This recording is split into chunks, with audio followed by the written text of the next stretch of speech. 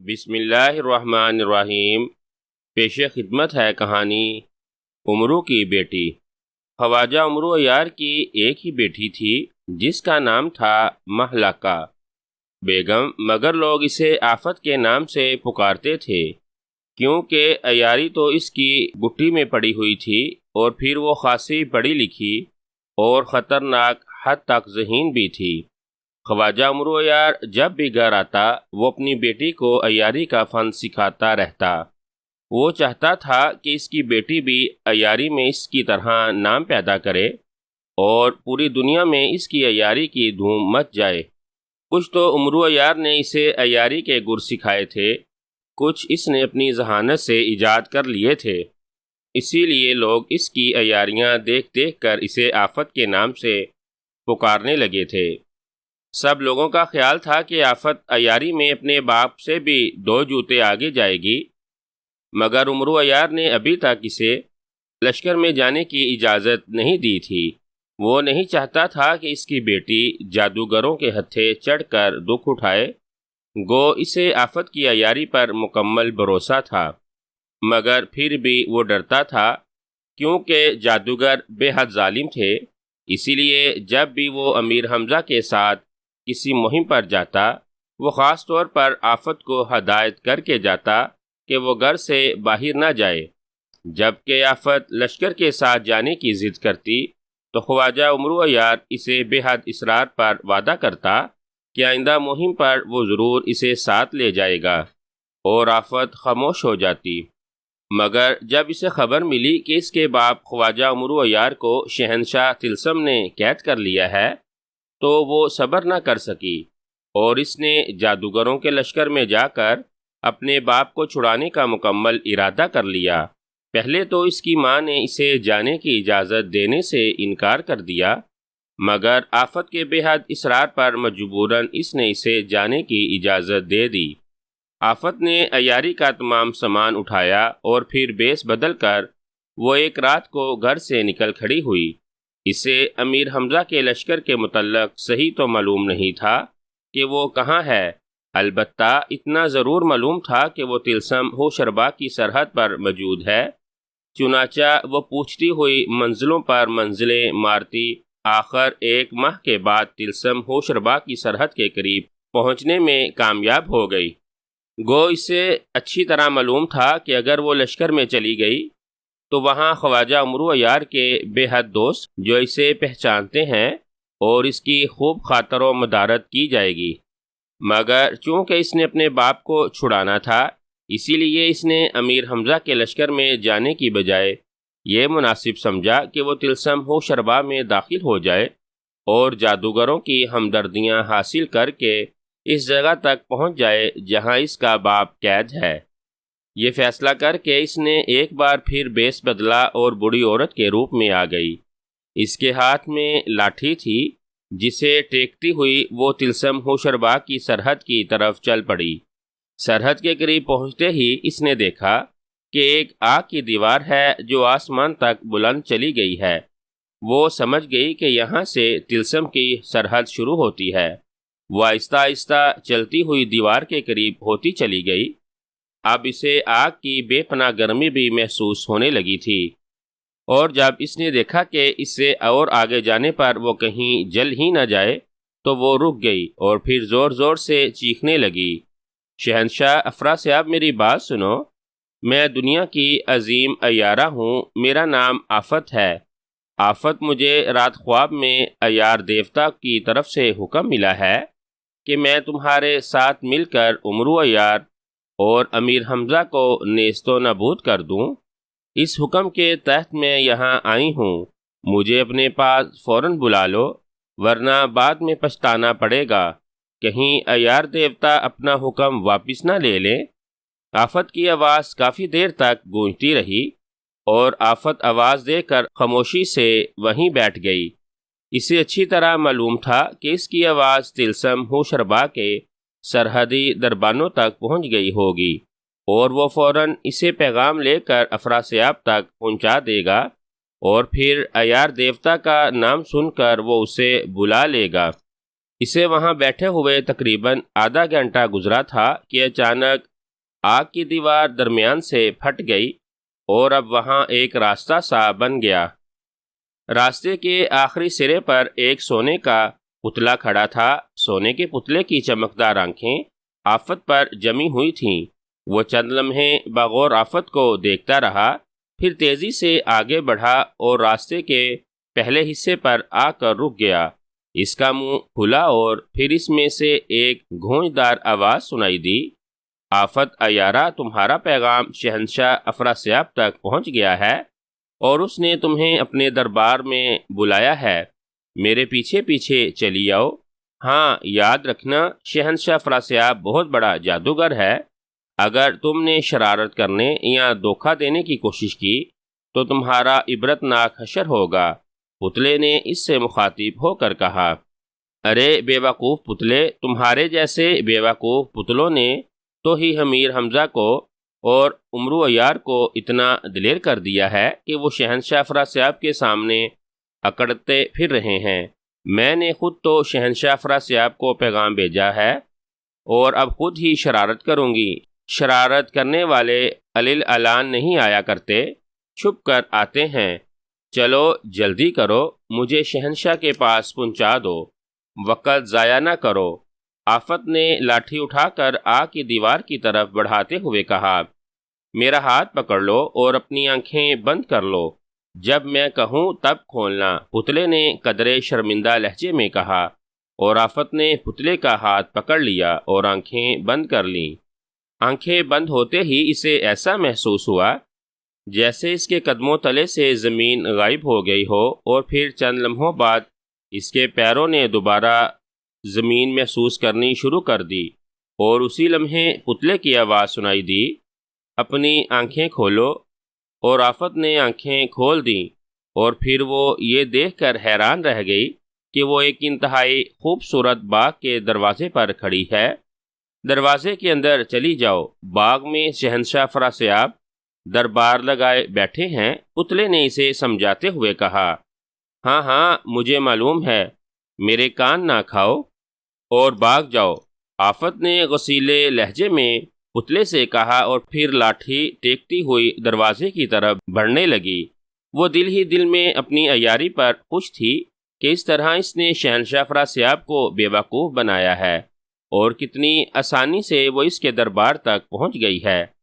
اب وہ بڑی آسانی سے اپنے باپ کو چھڑوائے گی، یہی سوچتی ہوئی وہ آگے بڑھتی چلی گئی۔ شہنشاہ افراسیاب عمرو عیار کی عیاریوں اور امیر حمزہ کی روز روز کی فتوحات سے بے حد پریشان تھا۔ اس کی سمجھ میں نہیں آ رہا تھا ان سے کیسے چھٹکارا حاصل کرے۔ گو وہ بے حد طاقت کا مالک تھا اور دنیا کے تمام جادوگروں کا شہنشاہ تھا، مگر عمرو عیار اور امیر حمزہ کے سامنے اس کا کوئی بس نہیں چل رہا تھا۔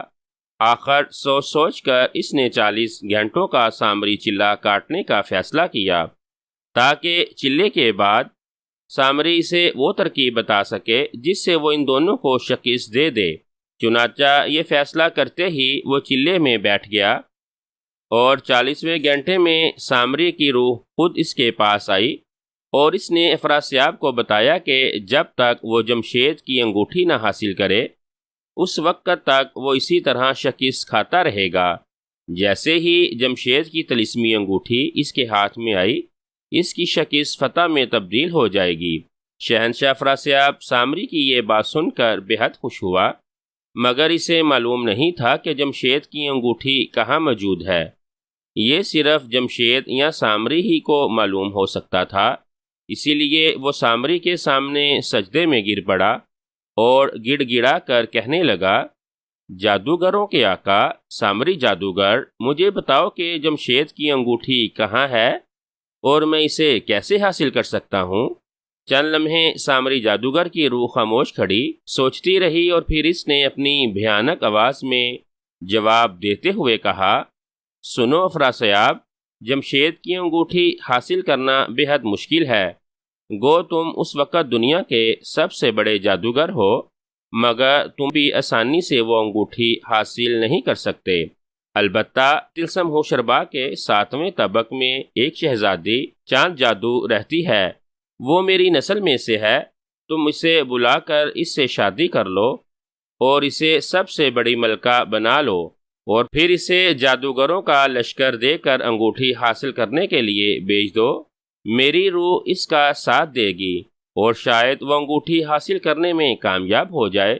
سامری کی روح نے بتلایا، میں آج ہی شہزادی چاند جادو سے شادی کر لیتا ہوں آقا، مگر تم نے آخری فقرے میں لفظ شاید استعمال کیا ہے جس سے میرا دل ڈوب گیا ہے۔ کیا تمہیں یقین نہیں ہے کہ شہزادی چاند جادو انگوٹھی حاصل کرنے میں کامیاب ہو جائے گی؟ افراسیاب نے ڈرتے ڈرتے سوال کیا۔ تم مستقبل کے وہ حالات نہیں دیکھ سکتے افراسیاب جو میں دیکھ رہا ہوں۔ اس انگوٹھی پر مجھے امرو عیار کا سایہ لہراتا نظر آ رہا ہے، اسی لیے میں نے شاید کا لفظ استعمال کیا ہے۔ سامری کی روح نے جواب دیا، میرے آقا، تم مستقبل کے حالات سے واقف ہو اور ہر مشکل کا حل بھی جانتے ہو۔ کوئی ایسا حل بتاؤ کہ جس سے امرو عیار کا ناپاک سایہ اس انگوٹھی سے ہٹ جائے۔ افراسیاب نے ایک بار پھر سجدہ کرتے ہوئے پہلے سے زیادہ گڑ گڑا کر کہا۔ سامری کی روح ایک بار پھر چند لمحوں کے لیے خاموش رہی، پھر اچانک اس کی بے نور آنکھوں میں تیز چمک ابھر آئی اور اس نے جواب دیا، اس کا ایک ہی حل ہے افراسیاب کہ امرو عیار کی بیٹی آفت عیارہ کو تم شہزادی چاند جادو کے ساتھ بھیج دو۔ صرف وہی اگر چاہے تو امرو عیار کا عیاری میں مقابلہ کر سکتی ہے، اور آفت عیارہ ایک بوڑھی کی روپ میں خود بخود تم تک پہنچ جائے گی۔ اس کے بعد اسے اس کام پر آمادہ کر لینا تمہارا کام ہے۔ اچھا، اس کے بعد اسے اس کام پر آمادہ کر لینا تمہارا کام ہے۔ اچھا، اب میں جا رہی ہوں، سامری کی روح نے کہا، اور دوسرے لمحے وہ غائب ہو گئی۔ سامری کی روح کے جانے کے بعد افراسیاب اٹھا اور چلے والی جگہ سے نکل کر اپنے خاص محل میں آ گیا۔ اس کے ذہن پر جمشید کی انگوٹھی سوار تھی۔ اس کا بس نہیں چلتا تھا کہ ایک لمحہ گزارے بغیر وہ انگوٹھی حاصل کر لے، مگر مجبور تھا۔ اسی لیے سامری نے 2 شرطیں لگائی تھیں۔ ان میں سے تو ایک شرط تو اس کے بس میں تھی، شہزادی چاند جادو سے شادی کر کے اسے سب سے بڑی ملکہ بنا لینا، مگر دوسری شرط امرو عیار کی بیٹی والی بے حد سخت تھی۔ وہ سوچ رہا تھا کہ آفت عیارہ آخر کس طرح اپنے باپ کے خلاف اور ہمارے ساتھ مل کر کام کرے گی۔ اس کو ایسا کون سا لالچ دیا جائے جس سے وہ اس کام پر آمادہ ہو جائے گی۔ یہی سوچتے سوچتے وہ کمرے میں خاصی دیر تک ٹہلتا رہا۔ پھر جب اس کا ذہن کسی قطعی فیصلے تک نہ پہنچ سکا تو اس نے سوچا کہ پہلی شرط تو پوری کرے، دوسری شرط کے متعلق اس وقت سوچا جائے گا جب آفت عیارہ بڑھیا کے روپ میں اس تک پہنچے گی۔ یہ سوچ کر اس نے زور سے تالی بجائی۔ اس کی تالی بجاتے ہی کمرے کا فرش پھٹا اور پھر ایک نیلے رنگ کا انسان اس میں سے نکل آیا۔ اس انسان کے چہرے پر نہ آنکھیں تھیں اور نہ ہی منہ اور ناک، صرف کان ہی کان تھے۔ یہ کان پتلا کہلاتا تھا جو صرف حکم سن سکتا تھا۔ کان پتلے، ابھی اور اسی وقت پورے تلسم ہوشربا میں اعلان کروا دو کہ آج رات ہم شہزادی چاند جادو سے شادی کریں گے اور اسے تلسم ہوشربا کی سب سے بڑی ملکہ بنائیں گے، اور وزیر اعظم سے کہہ دو کہ فوری طور پر بڑی ملکہ کے لیے ایک انتہائی خوبصورت محل جو چاند کی طرح روشن ہو بنا دے۔ افراسیاب نے کڑکدار لہجے میں کان پتلے سے مخاطب ہو کر کہا۔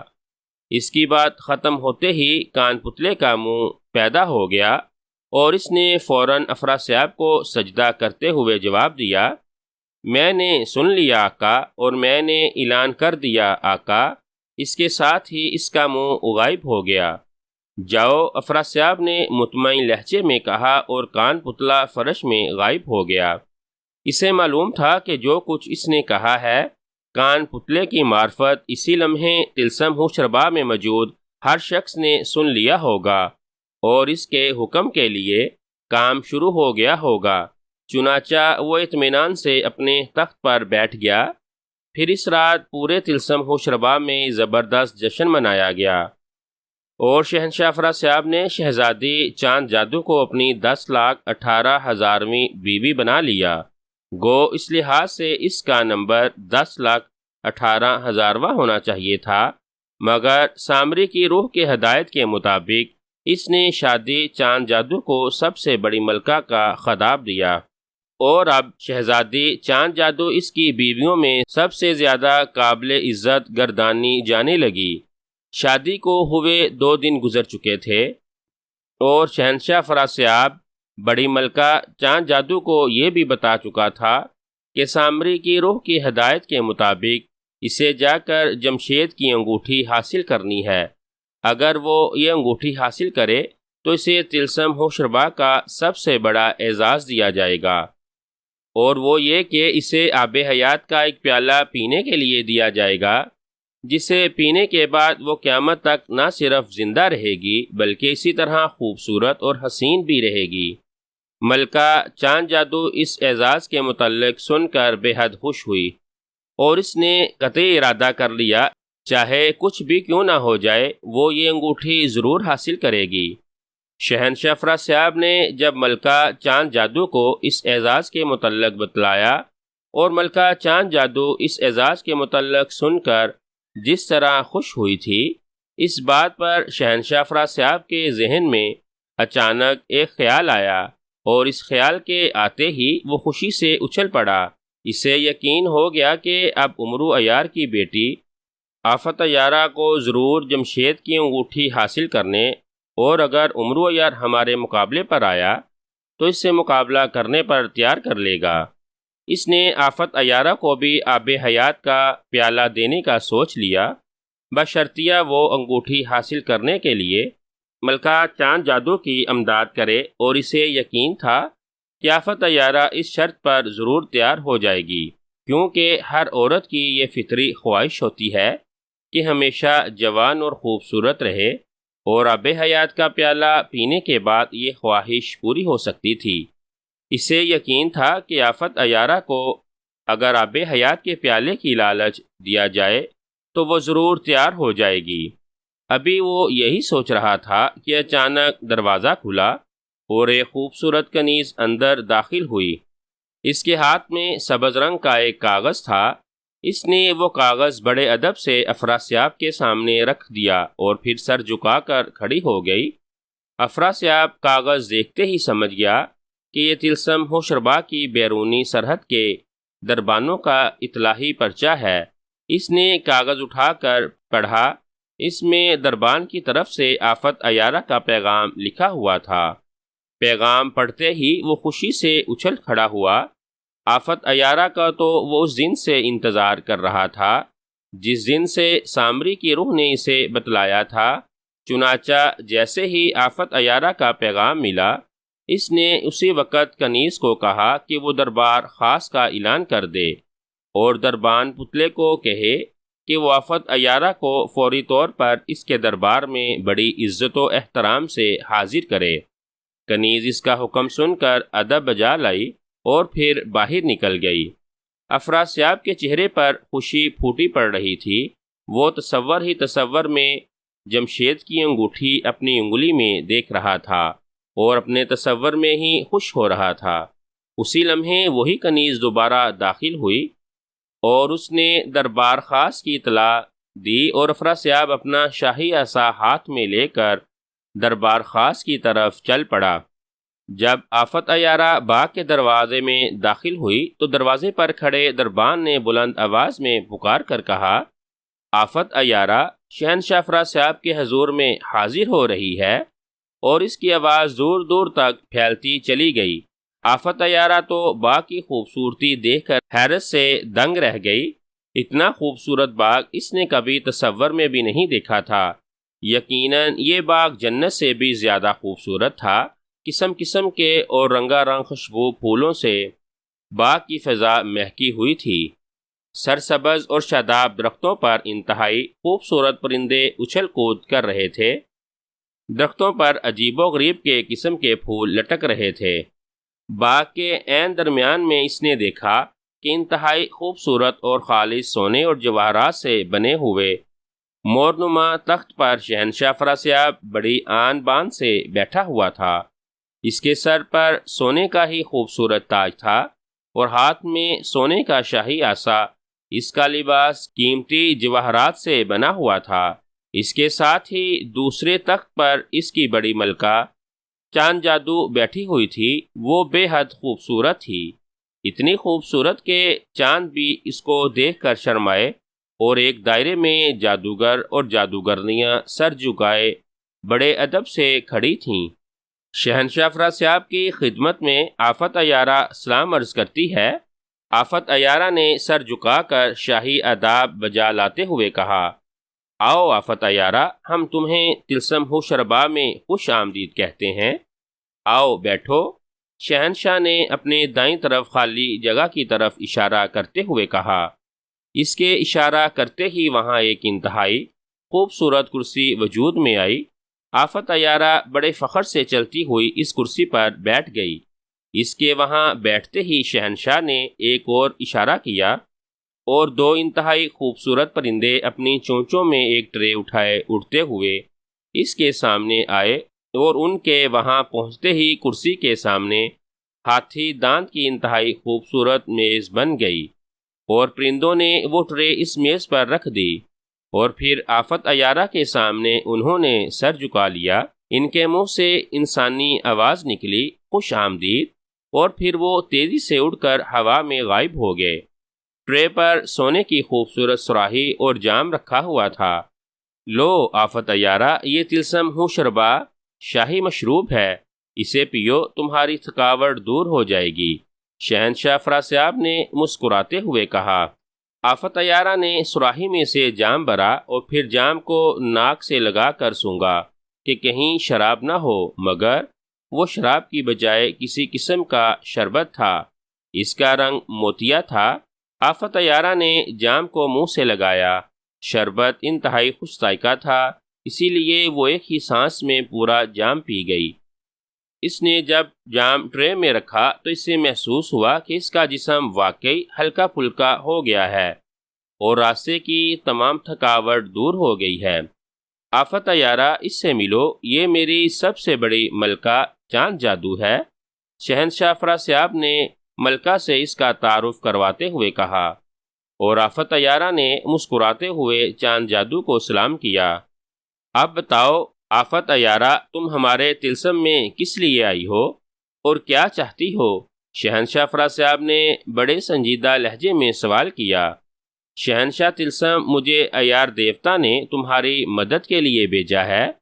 اب تم بتلاؤ کہ میں تمہاری کیا خدمت کر سکتی ہوں؟ آفت عیارہ نے بھی سنجیدہ لہجے میں کہا، تم ہماری کیا مدد کر سکتی ہو؟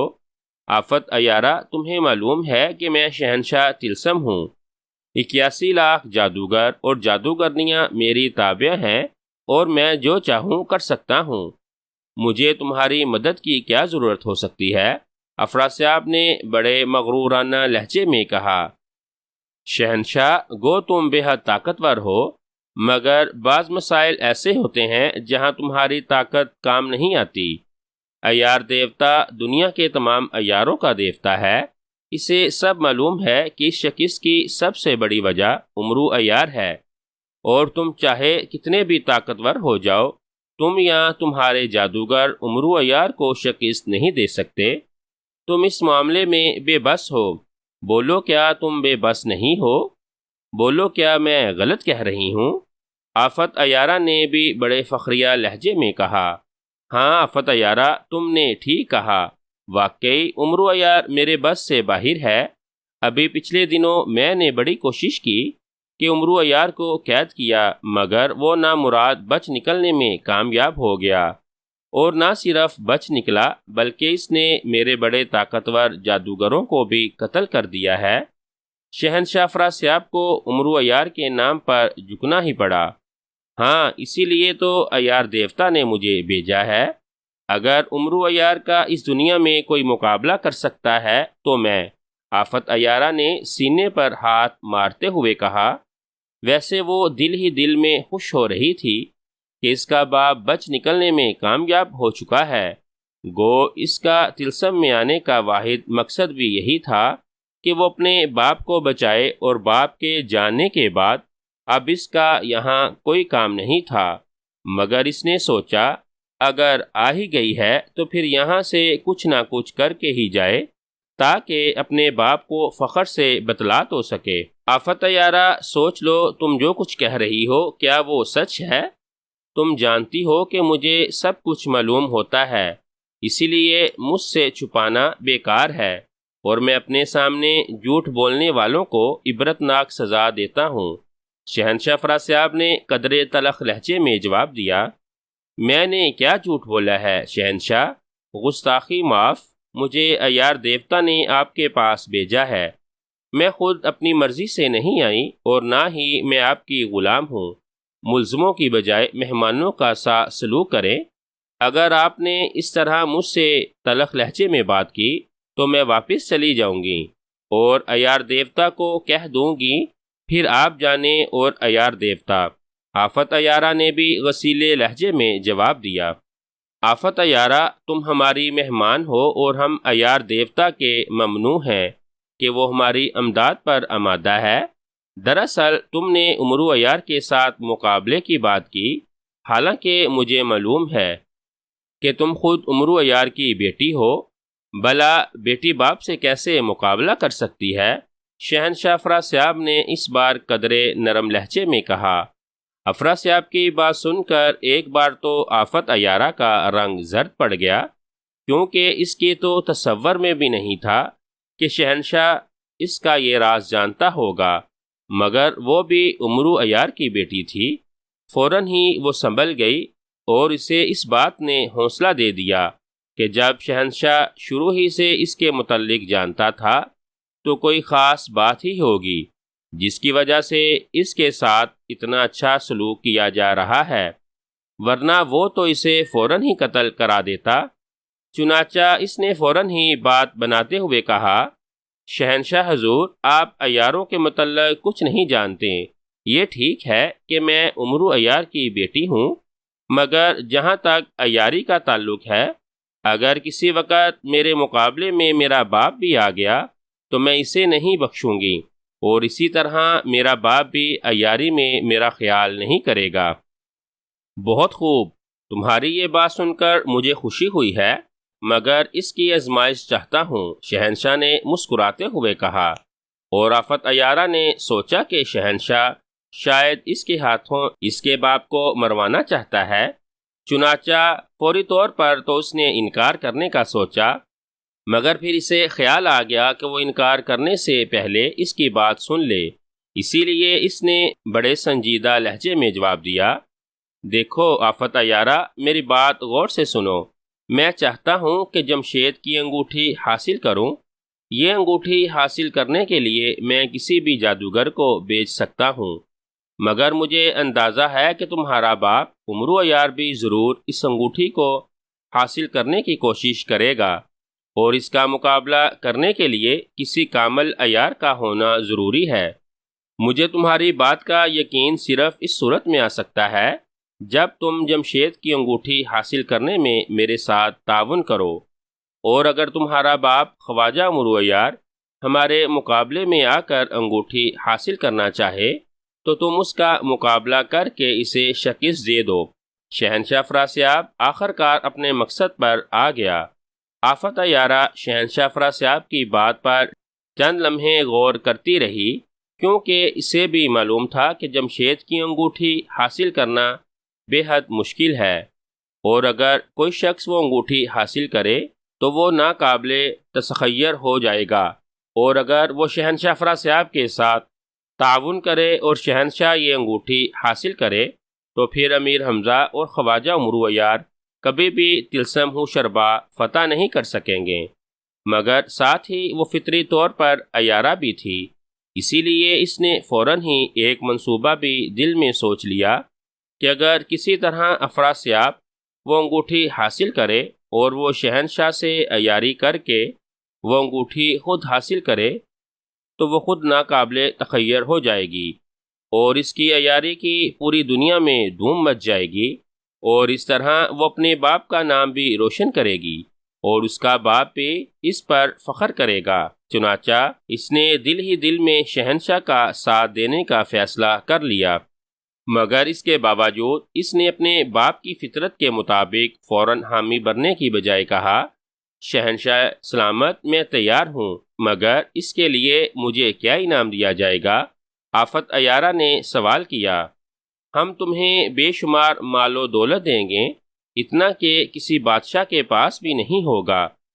شہنشاہ افراسیاب نے بڑے فراخ دانہ لہجے میں کہا، نہیں بادشاہ سلامت، مجھے مال و دولت کی ہوس نہیں ہے، میرا نام آفت عیارہ ہے، میں جب بھی چاہوں جہاں بھی چاہوں اپنی عیاری کی مدد سے بے پناہ مال دولت اکٹھی کر سکتی ہوں، پھر میں تھوڑے سے لالچ کے لیے اپنے باپ کے ساتھ مقابلہ کیوں کروں؟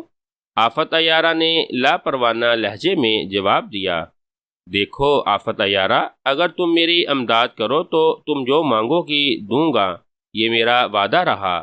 شہنشاہ نے اور زیادہ لالچ دیتے ہوئے کہا، معاف کیجئے شہنشاہ سلامت، مجھے جادوگروں کے وعدوں کا اعتبار نہیں، آپ بعد میں نہ دے تو میں کیا کر سکتی ہوں؟ آفت عیارہ نے کہا۔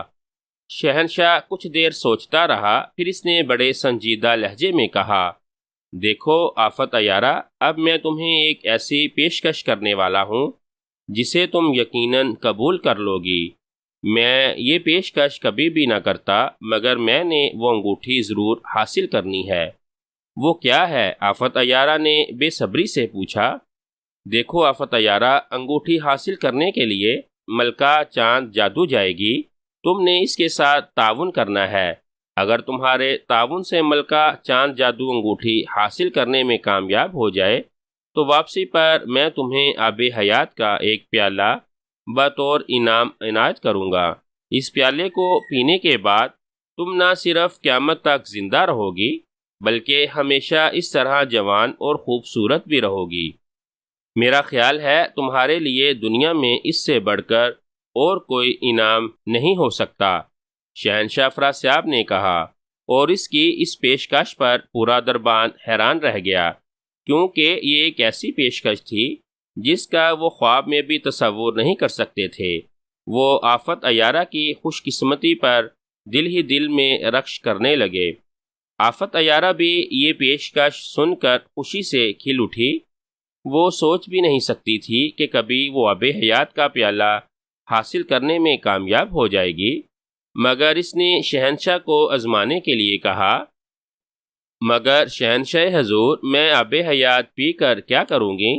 میں تو بوڑھی ہوں اور آب حیات پینے کے بعد ہمیشہ کے لیے اسی طرح بوڑھی رہو گی، اور کوئی عورت بوڑھی رہنا پسند نہیں کرتی۔ شہنشاہ نے ایک زوردار قہقہ لگایا اور پھر ہنس کر کہنے لگے، بہت خوب آفت عیارہ، تم دلچسپ مذاق بھی کر لیتی ہو۔ عمرو عیار ابھی خود جوان ہے، پھر اس کی بیٹی بوڑھی کیسے ہو سکتی ہے؟ اور آفت عیارہ بھی ہنس دی اور پھر اس نے بلند آواز سے کہا، مجھے یہ آپ کی شرط منظور ہے، مگر اس کے لیے آپ کو روح جمشید کی قسم کھا کر وعدہ کرنا پڑے گا تاکہ آپ بعد میں مکر نہ سکیں۔ میں روح جمشید کی قسم کھا کر وعدہ کرتا ہوں کہ اگر تمہارے تعاون سے ملکہ چاند جادو جمشید کی انگوٹھی حاصل کرنے میں کامیاب ہو گئی تو تمہیں آب حیات سے بھرا ہوا پیالہ انعام میں دیا جائے گا۔ شہنشاہ افراسیاب نے فوراً وعدہ کرتے ہوئے کہا، اور آفت عیارہ کو تسلی ہو گئی۔ چنانچہ اس کے بعد شہنشاہ افراسیاب نے فوراً چاند جادو کو دوسرے دن جمشید کی انگوٹھی حاصل کرنے کے لیے روانہ ہونے کا حکم دیا۔ اس کے ساتھ ہی شہنشاہ نے دربار برخاست کر دیا۔ سردار امیر حمزہ اپنے خیمے میں قدرے اداس اور پریشان بیٹھا ہوا تھا۔ خیمے میں وہ تنہا بیٹھا تھا۔ خیمے سے باہر حبشی دربان ننگی تلواریں لیے بڑی ہوشیاری سے پہرا دے رہے تھے کہ اتنے میں خواجہ عمرو عیار خیمے کا پردہ اٹھا کر اندر داخل ہوا۔ اس نے بڑا زرق برق لباس پہنا ہوا تھا سر پر پہنی ہوئی ٹوپی کا سرخ پھندنا دائیں بائیں لہرا رہا تھا اور چہرہ خوشی سے کھلا ہوا تھا، مگر امیر حمزہ کو اداس اور پریشان دیکھ کر وہ ٹھٹک گیا اور پھر لہجے کو سنجیدہ بناتے ہوئے پوچھنے لگا، سردار میں کیا دیکھ رہا ہوں، آپ اداس اور پریشان، آخر کیوں؟ خواجہ امرو عیار کا لہجہ ہمدردی سے پر تھا۔ آؤ بیٹھو خواجہ۔ اور تو کوئی بات نہیں، بس ویسے ہی خاموش تھا۔ سردار امیر حمزہ نے پھیکی ہنسی ہنستے ہوئے کہا، اجی آپ مجھ سے چھپا رہے ہیں؟ یعنی خواجہ امرو عیار سے، جو بیٹھی ہوئی چڑیا کے پر گن لیتا ہے، مری ہوئی مکھی کی ٹانگ گن کر بتا سکتا ہے، اور جو لفافہ کھول کر اس کا مضمون پڑھ سکتا ہے۔ خواجہ امرو عیار نے سینے پر ہاتھ مارتے ہوئے بڑے مغرورانہ لہجے میں کہا، اور اس کی بات سن کر امیر حمزہ بے اختیار کھلکھلا اٹھا۔ شکر ہے خدا کا، آپ کو ہنسی تو آئی، بس اب کوئی غم نہیں، لائیے میرا انعام۔ خواجہ امرو عیار نے ہاتھ آگے کرتے ہوئے کہا، خواجہ تمہاری ہوس کبھی ختم نہیں ہوگی، تم مال و دولت حاصل کرنے کا کوئی موقع بھی ہاتھ سے نہیں جانے دیتے، آخر کب تک اور کہاں تک مال اکٹھا کرو گے؟ سردار امیر حمزہ نے مسکراتے ہوئے کہا، حضور کیا بتلاؤں، میں تو اس دنیا کا سب سے غریب آدمی ہوں، بال بچے بھوکے مر رہے ہیں، مجھے خود کئی دن کا فاقہ ہے، آپ دیکھ رہے ہیں میں نے کتنے پھٹے پرانے کپڑے پہنے ہوئے ہیں۔ خواجہ امرو عیار نے پوری ڈھٹائی سے اپنے شاندار اور زرق بر کپڑوں کی طرف اشارہ کرتے ہوئے کہا، خدا تمہارے جیسا سب کو غریب بنائے۔ یہ لو۔ امیر حمزہ نے گلے سے قیمتی موتیوں کا ہار اتار کر خواجہ کی طرف بڑھاتے ہوئے کہا، اور خواجہ نے جھپٹ کر وہ ہار پکڑا اور پھر اسے اپنی زنبیل میں ڈال لیا۔ خواجہ یہ بتلاؤ، پیچھے گھر میں تمہارے کتنے بچے ہیں؟ سردار امیر حمزہ نے نہ جانے کس خیال سے پوچھا۔ حضور بیوی کے علاوہ صرف ایک بیٹی گھر میں ہے، جس کا نام تو مہلکہ ہے، مگر شہر والے اسے آفت کے نام سے یاد کرتے ہیں، بے حد عیار طبیعت کی ہے۔ خواجہ نے قدرے فخریہ لہجے میں جواب دیا، آفت کیوں نہ ہو، آخر کس باپ کی بیٹی ہے؟ کبھی اسے میرے پاس لے آؤ، میں اسے دیکھوں گا، اگر وہ واقعی آفت ہے تو پھر میں اسے بے حد انعام و اکرام دوں گا، اور ہو سکا تو تم سے مقابلہ کرا دوں گا، شاید تم اپنی بیٹی کے ہاتھوں شکست کھا جاؤ، اور اس طرح ہم سب کو تمہاری لوٹ کھسوٹ سے نجات مل جائے۔ امیر حمزہ نے ہنستے ہوئے کہا، حضور آپ سمجھدار ہو کر ایسی باتیں کر رہے ہیں، بیچاری مہلکہ میرا کیا مقابلہ کرے گی؟ اگر بچھڑے ہل چلانے لگ جائیں تو بیلوں کو کون پوچھے گا؟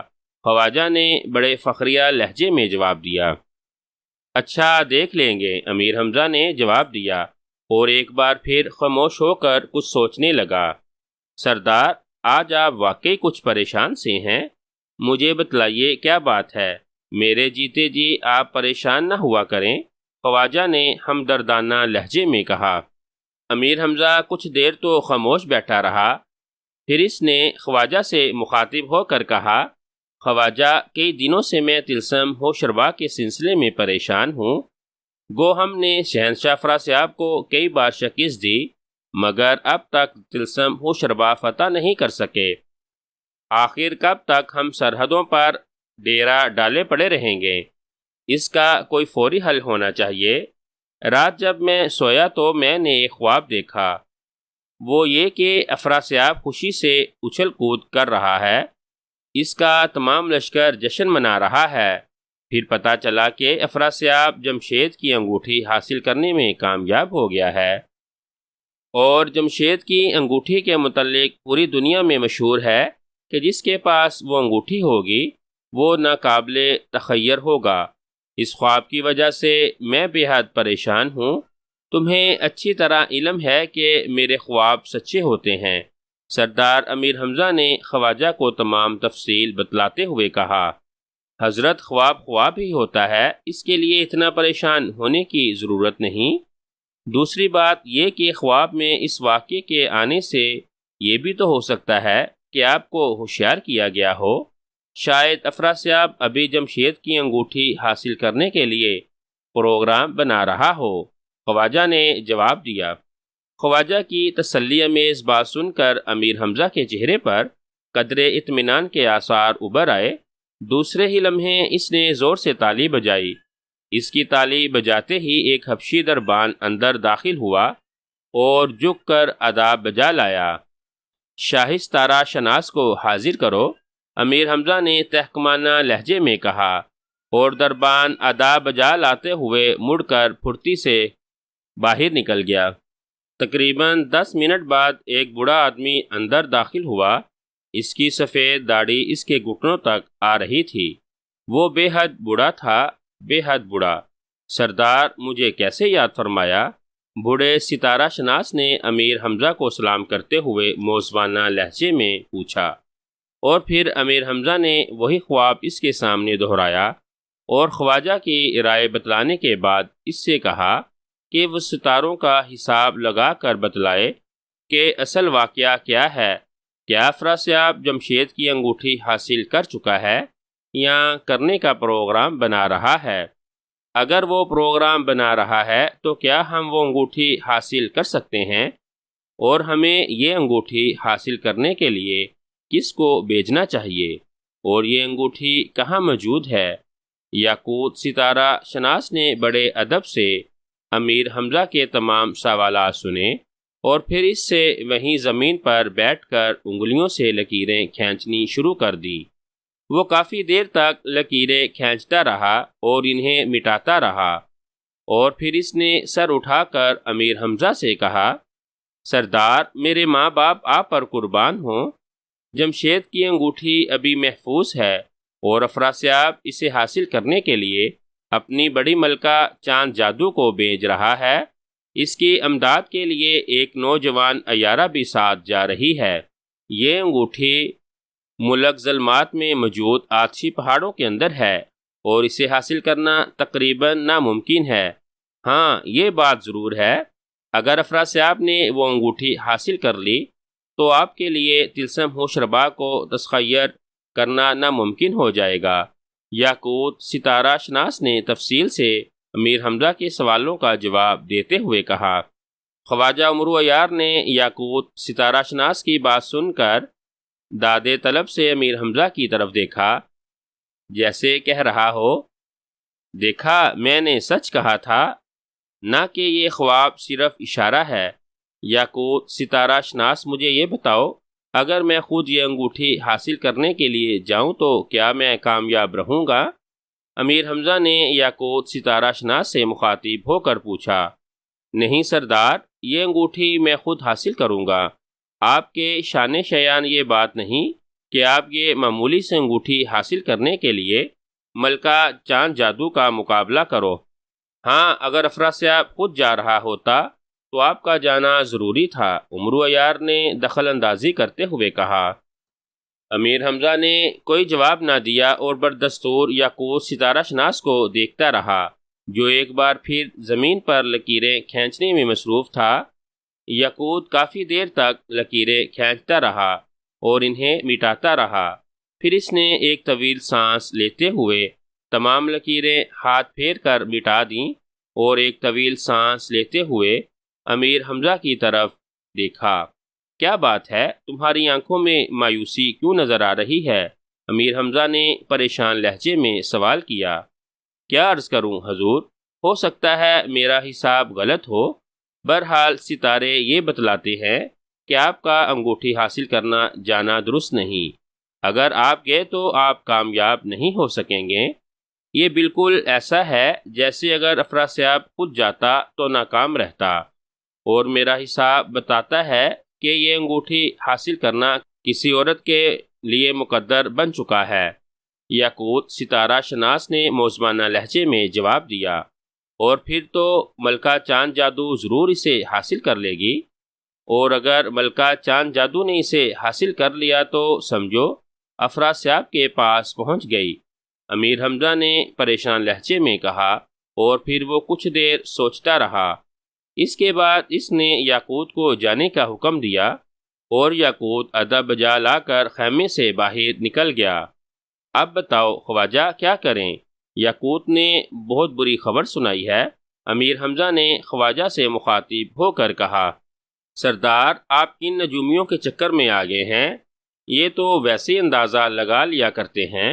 خواجہ نے امیر حمزہ کی ڈھارس بناتے ہوئے کہا، نہیں خواجہ، یاقوت اپنے فن میں کامل ہے اور آج تک اس کی کوئی بھی پیش گوئی غلط نہیں ہوئی۔ بہرحال اس کے باوجود ہاتھ پر ہاتھ دھر کر بیٹھ جانا اللہ تعالیٰ کی رضا کے خلاف ہے۔ انسان کو اپنے طور پر کوشش ضرور کرنی چاہیے۔ کوشش، محنت اور ایمان سے تو تقدیریں بدل جاتی ہیں۔ امیر حمزہ نے کہا، آپ مجھے اس مہم پر جانے کی اجازت دیں۔ آپ دیکھیں گے کہ میں یاقوت ستارہ شناس کی پیش گوئی کیسے غلط کرتا ہوں۔ میں تقدیر کو بھی چکر دے کر انگوٹھی لے آؤں گا۔ آخر میرا نام عمرو عیار ہے۔ اگر میں تقدیر سے عیاری نہ کر سکا تو پھر مجھے عیار کون کہے گا؟ عمرو عیار نے سینے پر ہاتھ مارتے ہوئے انتہائی فخریہ لہجے میں کہا، ٹھیک ہے، تم ضرور اس مہم پر جاؤ۔ ملک ظلمات تو تم جانتے ہو، جہاں ہم نے طلسم ہزار شکل فتح کیا تھا۔ مجھے یقین ہے کہ تمہارا وہاں جانا بے سود نہیں رہے گا، اور اگر تم انگوٹھی حاصل کرنے میں کامیاب ہوگے تو میرا وعدہ رہا کہ تمہیں اتنا بڑا انعام دوں گا جس کا کوئی تصور بھی نہیں کر سکتا۔ امیر حمزہ نے وعدہ کرتے ہوئے کہا، ویسے سردار اس بڑے سے انعام میں سے کچھ پیشگی نہیں مل سکتا؟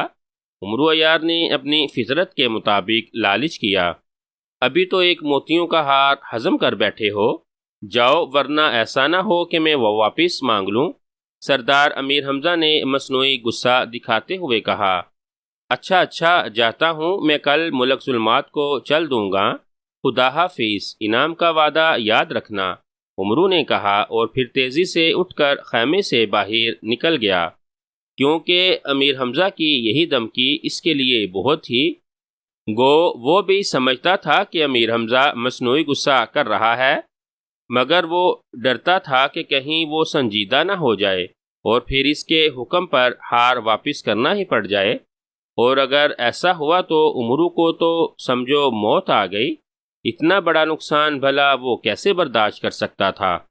دوسرے دن ملکہ چاند جادو 20,000 سحروں کا لشکر اور آفت عیارہ کو ساتھ لے کر جمشید کی انگوٹھی حاصل کرنے کے لیے تیار ہو گئی۔ اصلی یاقوت کا انتہائی خوبصورت تخت اس کے لیے تیار ہوا تھا، جس کے چاروں پائے ہیرے کے بنے ہوئے تھے اور سر پر زمرد کا جھلملاتا ہوا چھتر تھا۔ چاروں پائے یاقوت کے بنے ہوئے تھے، جنہیں خوبصورت موروں نے، جن کے چہرے خوبصورت عورتوں کے تھے، پکڑے ہوئے تھے۔ آفت عیارہ بھی اپنی اصلی شکل میں تھی۔ اس نے پہاڑی طرز کا لباس پہنا ہوا تھا۔ اس کی کمر سے ایک سنہرے رنگ کا جھولا بندھا ہوا تھا جس میں عیاری کا سامان تھا۔ جبکہ ملکہ چاند جادو تخت پر بیٹھ گئی تو شہنشاہ افراسیاب اپنے درباریوں کو ساتھ وہاں لے آیا۔ اس نے ملکہ کے بازو پر طویل ضامن باندھا، 2-4 سحر پڑھ کر اس پر پھونک دیے اور پھر ایک سنہرے کپڑے سے ڈھکا ہوا تھال اسے دیا۔ اس تھال میں انسانی بچے کی لاش تھی۔ یہ جمشید کے پتلے کے لیے بھینٹ تھی۔ یہ بھینٹ لینے کے بعد ہی اس نے انگوٹھی دینی تھی۔ آفت عیارہ بھی ملکہ چاند جادو کے یاقوت تخت کے ایک کونے پر بیٹھی ہوئی تھی۔ پھر شہنشاہ نے ملکہ کو روانگی کی اجازت دی۔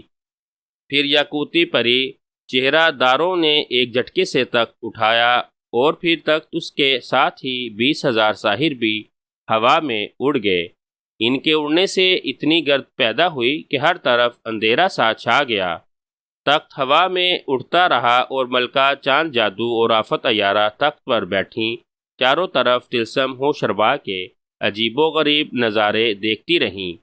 2 دن تک مسلسل پرواز کرنے کے بعد وہ طلسم ہو شربا کی سرحد پر پہنچ گئے۔ یہاں آسمان تک آگ کی دیوار تھی۔ ملکہ چاند جادو کا تخت آگ کی دیوار کے قریب آ کر رک گیا۔ ملکہ چاند جادو نے اپنی انگلی اس دیوار کی طرف اٹھائی اور پھر ایک منتر پڑھ کر پھونکا۔ اس کے منتر پھونکتے ہی ایک زوردار کڑاکا ہوا اور شور مچا، جیسے ہزاروں روحیں ایک دوسرے کے ساتھ لڑ رہی ہوں۔ جب یہ شور بند ہوا تو ان کے تخت کے سامنے سے آگ کی دیوار غائب ہو چکی تھی۔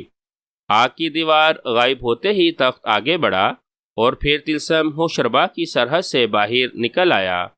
طلسم ہوشربا کی سرحد سے نکلنے کے بعد تقریباً 10 گھنٹے بعد وہ ملک ظلمات کی سرحد پر پہنچ گئے۔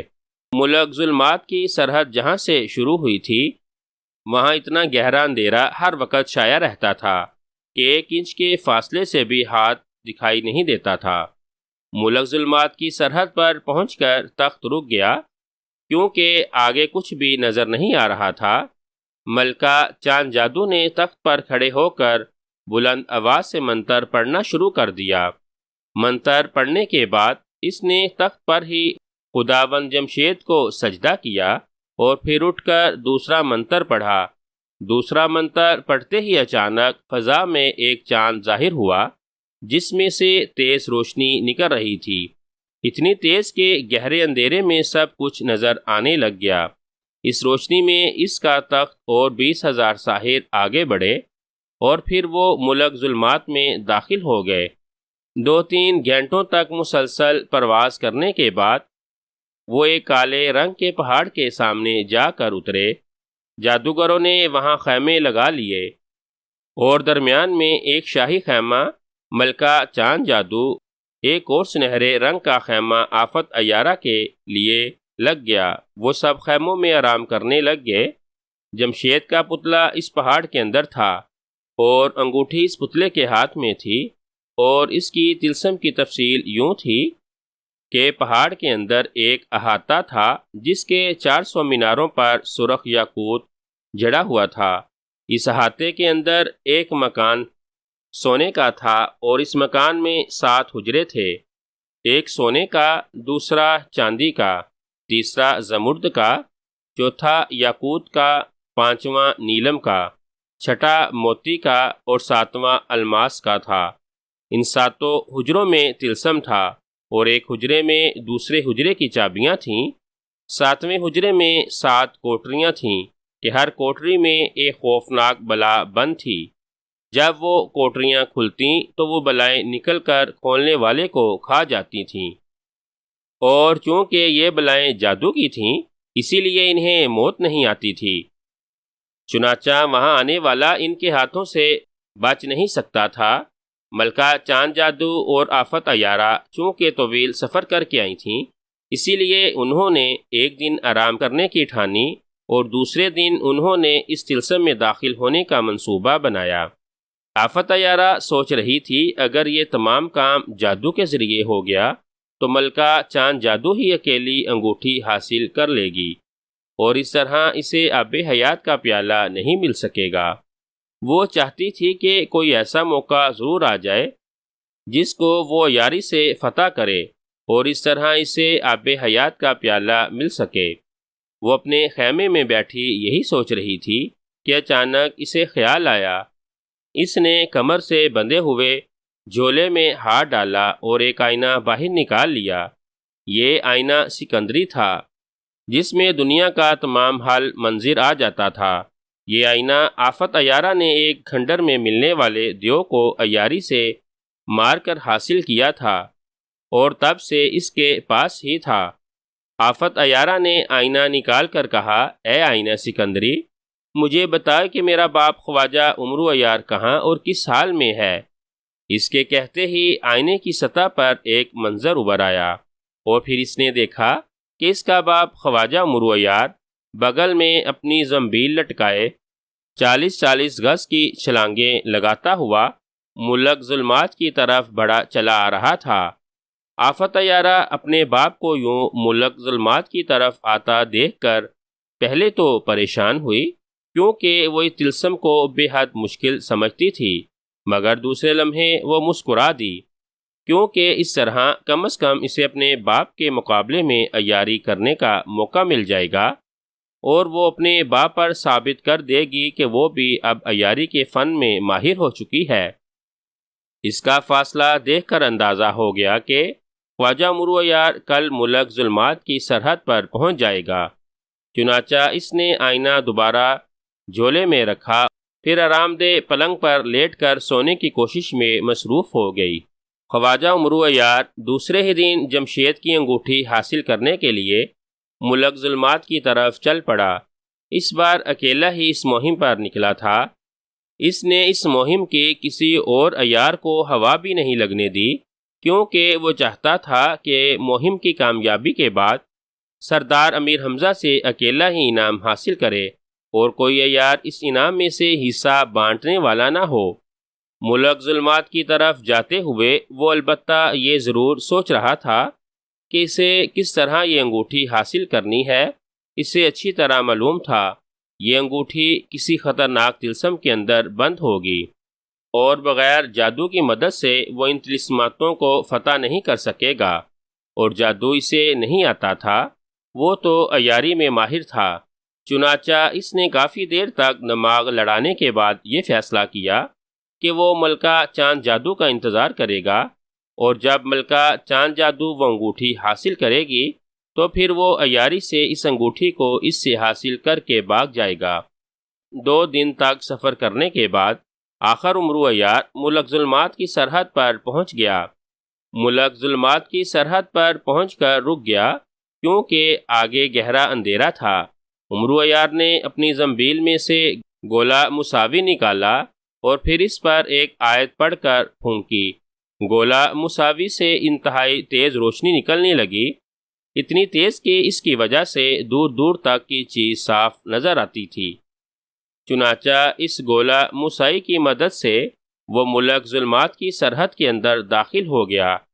کافی دور جانے کے بعد اچانک وہ ٹھٹک کر رک گیا جب اس نے دور ایک پہاڑ کے دامن میں بے شمار خیمے لگے دیکھے، اور ان خیموں کے درمیان 2 خیمے اور نمایاں نظر آ رہے تھے۔ ایک خیمہ سرخ رنگ کا تھا اور دوسرا سنہرے رنگ کا۔ سرخ رنگ کے خیمے کے اوپر ایک چاند چمک رہا تھا اور اس کی تیز روشنی دور دور تک پھیلی ہوئی تھی۔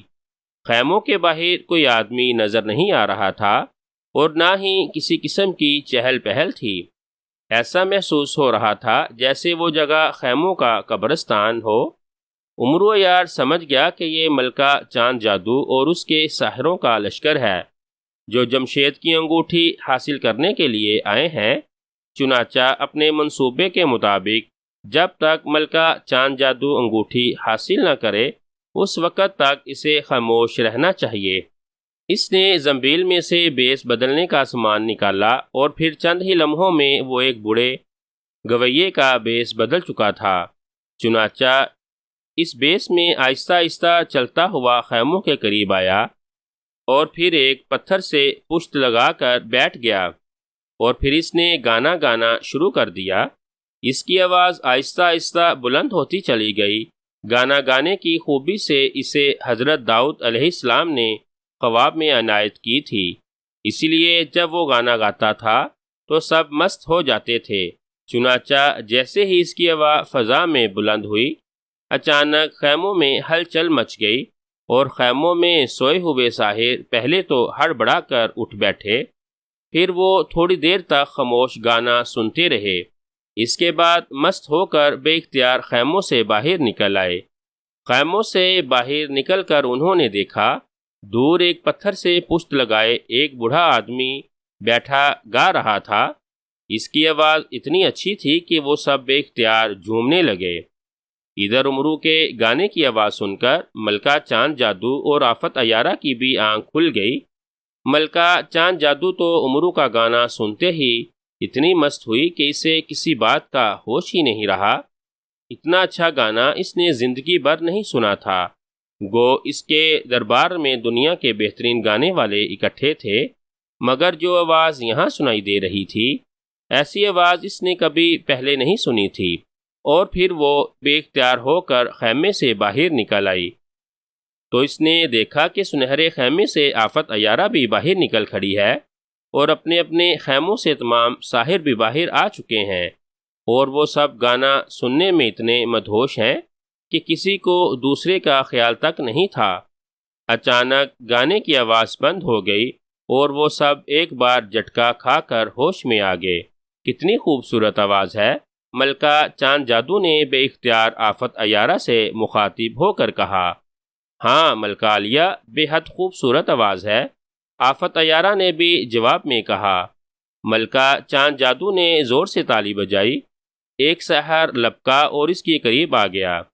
اس گانے والے کو ہمارے خیمے میں لے آؤ، ہم اس سے ملنا چاہتے ہیں، ملکہ چاند جادو نے کہا۔ اس سحر کو حکم دیا اور پھر اپنے خیمے میں واپس چلی گئی اور ساحر واپس مڑ گیا۔ آفت عیارہ چند لمحے وہاں کھڑی کچھ سوچتی رہی، پھر وہ اپنے خیمے میں گھس گئی۔ اسے آواز کچھ جانی پہچانی لگ رہی تھی، مگر یہ سمجھ نہیں آ رہا تھا کہ اس نے یہ آواز پہلے کہاں سنی ہے۔ بہرحال خیمے میں آ کر اس نے اپنے جھولے سے آئینہ سکندری دوبارہ نکالا اور اس سے مخاطب ہو کر کہنے لگی، اے آئینہ سکندری، مجھے بتایا جائے کہ یہ گانا گانے والا کون ہے۔ دوسرے لمحے آئینے میں وہ منظر نظر آ گیا جہاں وہ بوڑھا گانا گانے والا ایک پتھر سے پشت لگائے آنکھیں بند کیے بیٹھا تھا اور ساحر تیز تیز قدم اٹھاتا اس کی طرف بڑھتا چلا جا رہا تھا۔ چند لمحوں تک وہ منظر نظر آتا رہا، پھر اس منظر میں تبدیلی واقع ہو گئی اور اب اس نے دیکھا کہ اس پتھر سے پشت لگائے بوڑھے کی جگہ اس کا باپ امرو عیار بیٹھا تھا۔ یہ دیکھتے ہی آفت عیارہ چونک پڑی، وہ سمجھ گئی کہ خواجہ امرو عیار وہاں پہنچ گیا ہے اور اب اس نے عیاری شروع کر دی ہے اور گانا گانے والے کا بیس بدلے وہ ملکہ جادو کے پاس پہنچنا چاہتا ہے، اور اس کے ساتھ ہی وہ یہ بات بھی سمجھ گئی کہ اس کے باپ کا مقصد کیا ہے۔ وہ چاہتی تو ابھی اپنے باپ کی عیاری کی کلی کھول دیتی، مگر اس نے دل ہی دل میں ایک اور بات کا فیصلہ کر لیا۔ وہ اس وقت تک اپنے باپ کو چکانا نہیں چاہتی جب تک کہ ملکہ چاند جادو وہ انگوٹھی نہ حاصل کرے۔ وہ خواجہ امرو عیار کو بھی اپنے سامنے ظاہر نہیں کرنا چاہتی تھی۔ وہ جانتی تھی کہ اس کا باپ اسے راستے سے ہٹ جانے کا حکم دے گا اور اسے واقعی ہٹنا پڑے گا۔ وہ عین موقع پر خواجہ کو بتانا چاہتی تھی کہ وہ اس کی بیٹی ہے، چنانچہ یہ سوچ کر اس نے آئینہ دوبارہ جھولے میں رکھا اور پھر جھولے میں سے سامان عیاری نکال کر بیس بدلنا شروع کر دیا۔ تھوڑی دیر بعد وہ دوبارہ اس سے پہلے والی بڑھیا کے بیس میں آ چکی تھی، جس بیس میں وہ افراسیاب کے دربار میں گئی تھی، اور اس نے لباس بھی جادوگرنیوں والا پہن لیا تھا۔ بیس بدل کر اور لباس بدل کر وہ اپنے خیمے سے نکلی اور پھر ملکہ چاند جادو کے خیمے میں داخل ہوئی۔ اس نے دیکھا کہ ملکہ چاند جادو تخت پر بڑی شان و شوکت سے بیٹھی تھی اور وہ بوڑھا اس کے سامنے قلین پر بیٹھا ہوا تھا۔ جیسے ہی آفت عیارہ اندر داخل ہوئی، ملکہ چاند جادو نے چونک کر اس کی طرف دیکھا، اس سے پہلے کہ وہ کچھ کہتی۔ آفت عیارہ نے آنکھ دبا کر اس کو مخصوص اشارہ کیا اور ملکہ چاند جادو خاموش ہو گئی۔ آفت عیارہ خاموشی سے کونے میں بیٹھ گئی۔ بوڑھے، تم کون ہو اور ملک ظلمات میں کیوں پھر رہے ہو؟ ہمیں بتلاؤ، ملکہ چاند جادو نے تحقیرانہ لہجے میں کہا۔ حضور، مجھ سے پوچھنے سے پہلے آپ اپنے متعلق بتا دیں تاکہ میں آپ کے مرتبے کا اندازہ کر کے جواب دے سکوں۔ ایسا نہ ہو کہ دانستگی میں مجھ سے کوئی گستاخی ہو جائے اور میں بوڑھا غریب ناحق اپنی جان سے جاؤں، خواجہ نے جواب دیا۔ آفت عیارہ خواجہ کی بات سن کر دل ہی دل میں ہنس پڑی، کیونکہ وہ سمجھ گئی تھی کہ خواجہ دراصل یہ پوچھ کر اپنا یقین کرنا چاہتا تھا کہ آیا وہ صحیح جگہ پر پہنچ گیا ہے یا نہیں۔ میرا نام چاند جادو ہے اور میں شہنشاہ طلسم ہوشربا افراسیاب کی سب سے بڑی ملکہ ہوں، اور 20,000 ساحروں کو ساتھ لے کر یہاں خدا وند جمشید کی انگوٹھی حاصل کرنے آئی ہوں۔ ملکہ چاند جادو نے بڑے فخریہ انداز میں جواب دیا۔ اس کی بات سنتے ہی خواجہ امرو نے اٹھ کر باقاعدہ ملکہ چاند جادو کو 7 دفعہ فرشی سلام کیا اور پھر ادب سے اس کے سامنے بیٹھتے ہوئے کہنے لگا، حضور ملکہ عالیہ، میری انتہائی خوش قسمتی ہے کہ میں حضور کے نیاز حاصل کر سکا۔ میں ایک بوڑھا سا گویاں ہوں۔ میں مشہور ساحر ہزار شکل کے دربار میں اس کا خاص گویہ تھا۔ ایک دفعہ اس نے مجھے گانے کا حکم دیا، مگر اس وقت میری طبیعت خراب تھی، اس لیے گانے سے انکار کر دیا۔ چنانچہ ہزار شکل نے ناراض ہو کر مجھے اس ملک ظلمات میں پھنکوا دیا تاکہ میں اندھیرے میں سر ٹکراتا مر جاؤں۔ آج مجھے یہاں آئے ہوئے 10واں دن ہے، میں بھوکا پیاسا ہوں۔ آج جب میں گھومتا ہوا ادھر آیا تو مجھے یہ خیمے اور خیموں پر موجود چاند نظر آیا تو میں بے حد حیران ہوا، اور مجھے خوشی بھی ہوئی کہ مجھے کھانے کو مل جائے گا۔ چنانچہ اس خوشی میں گانا شروع کر دیا، اور نتیجے میں یہاں آپ کے پاس موجود ہوں۔ خواجہ نے ملکہ چاند جادو کو ایک کہانی گڑھ کر سناتے ہوئے کہا، اوہ، تم پر تو بے حد ظلم ہوا ہے۔ وہ ساحر یقیناً بد مذاق ہے جس نے تم پر یہ ظلم کیا ہے۔ تم میرے پاس رہو، میں تمہیں اپنے دربار میں رکھوں گی، اور طلسم ہوشربا واپس جا کر میں اس ساحر کو اس بات کی زبردست سزا دوں گی۔ ملکہ چاند جادو نے جواب دیا، آپ کی انتہائی مہربانی کہ آپ مجھ ناچیز کو اپنے دربار میں شامل کرنے کا فیصلہ کیا۔ میں اپنی اس خوش قسمتی پر ہمیشہ ناز کروں گا۔ خواجہ نے فوراً ملکہ چاند جادو کو سلام کرتے ہوئے کہا، ٹھیک ہے، اب تم کھانا وغیرہ کھاؤ اور خوش رہو، میں تمہارے لیے علیحدہ خیمے کا انتظام کر دیتی ہوں۔ ملکہ چاند جادو نے کہا، اور پھر اس نے تالی بجائی۔ فوراً ہی ایک کنیز اندر داخل ہوئی۔ تیسرے خیمے کے ساتھ ہی بوڑھے گویے کا شاندار خیمہ لگا دو، اور 10 کنیزیں اس کی خدمت میں لگا دو، اور جو بھی یہ کھائے اسے کھلاؤ اور اسے خوش رکھو۔ ملکہ چاند جادو نے کنیز کو حکم دیا، اور پھر خواجہ کو اس کنیز کے ساتھ جانے کا حکم دیا، اور خواجہ ملکہ چاند جادو کو ایک بار پھر سلام کر کے کنیز کے ساتھ خیمے سے باہر نکل گیا۔ عمرو عیار کی موجودگی میں آفت عیارہ بالکل خاموش بیٹھی رہی۔ اس نے نہ ہی کسی بات میں دخل دیا، اور نہ ہی اس نے ملکہ چاند جادو کو اس کی اصل حقیقت بتائی۔ عمرو عیار کے باہر جانے کے بعد ملکہ چاند جادو آفت عیارہ کی طرف متوجہ ہوئی اور تعجب برے لہجے میں پوچھنے لگی، آفت عیارہ، اس وقت بیس بدلنے کا کیا مطلب تھا، اور اس گویے کے متعلق تمہارا کیا خیال ہے؟ میرا تو خیال ہے کہ خداوند جمشید ہم پر نہایت مہربان ہے، اسی لیے اس نے اتنا اچھا گویہ ہمارے پاس بھیج دیا ہے۔ ملکہ چاند جادو کا لہجہ مسرت سے پر تھا۔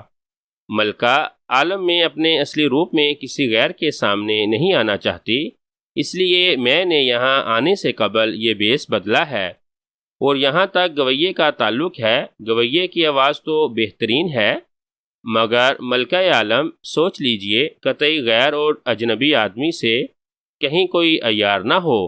آفت عیارہ نے دبے دبے لہجے میں اعتراض کرتے ہوئے کہا، ارے نہیں آفت، تم چونکہ خود عیارہ ہو اسی لیے تمہیں ہر شخص عیار نظر آتا ہے، بھلا یہ بوڑھا جو چلنے سے مجبور ہے وہ بھلا کیا عیاری کرے گا، اور پھر عیار اتنا اچھا گویہ کیسے ہو سکتا ہے؟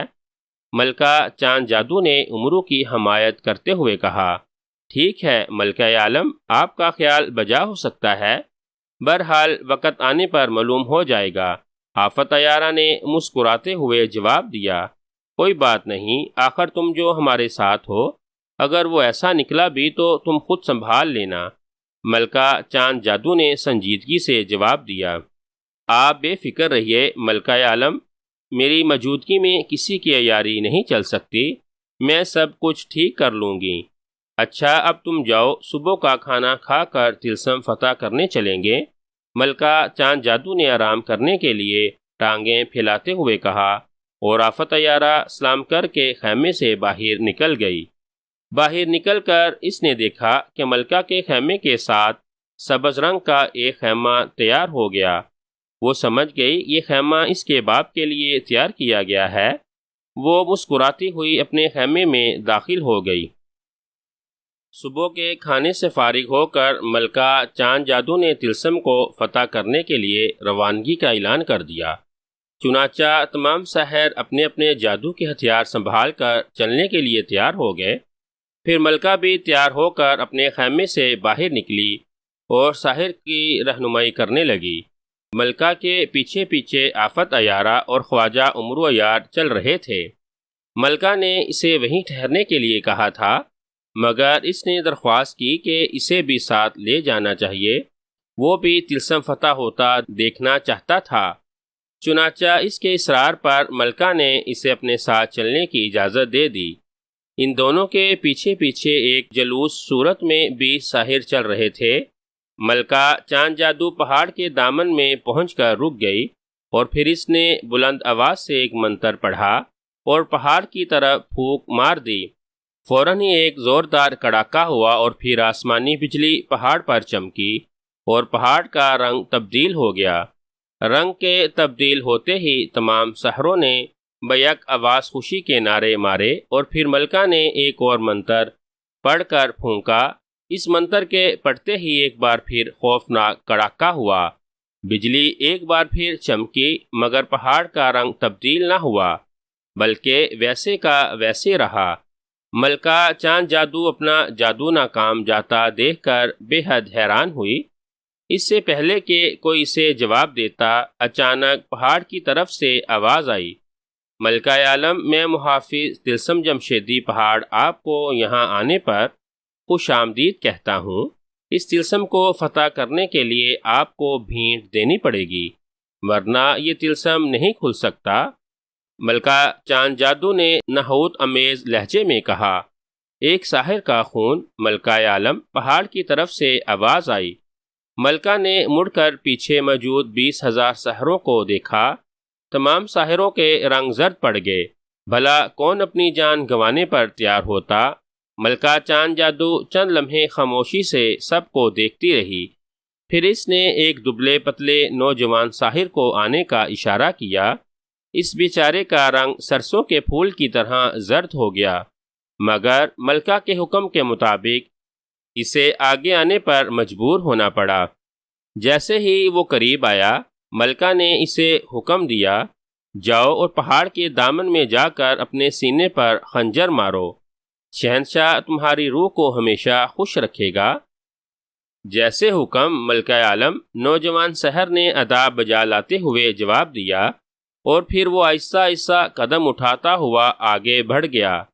پہاڑ کے دامن میں پہنچ کر اس نے شہنشاہ افراسیاب کے نام کا نعرہ لگایا، اور پھر نیام میں اٹسا ہوا خنجر نکال کر اس نے اپنے سینے میں جھونک دیا۔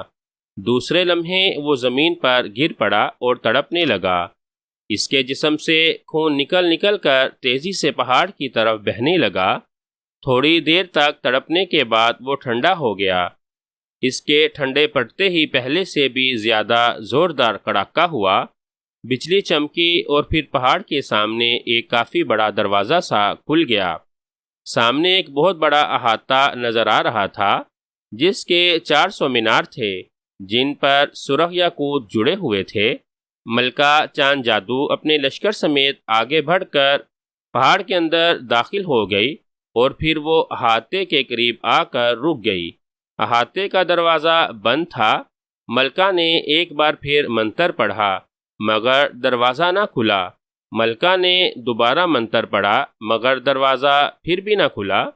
اب تو ملکہ بے حد پریشان ہوئی۔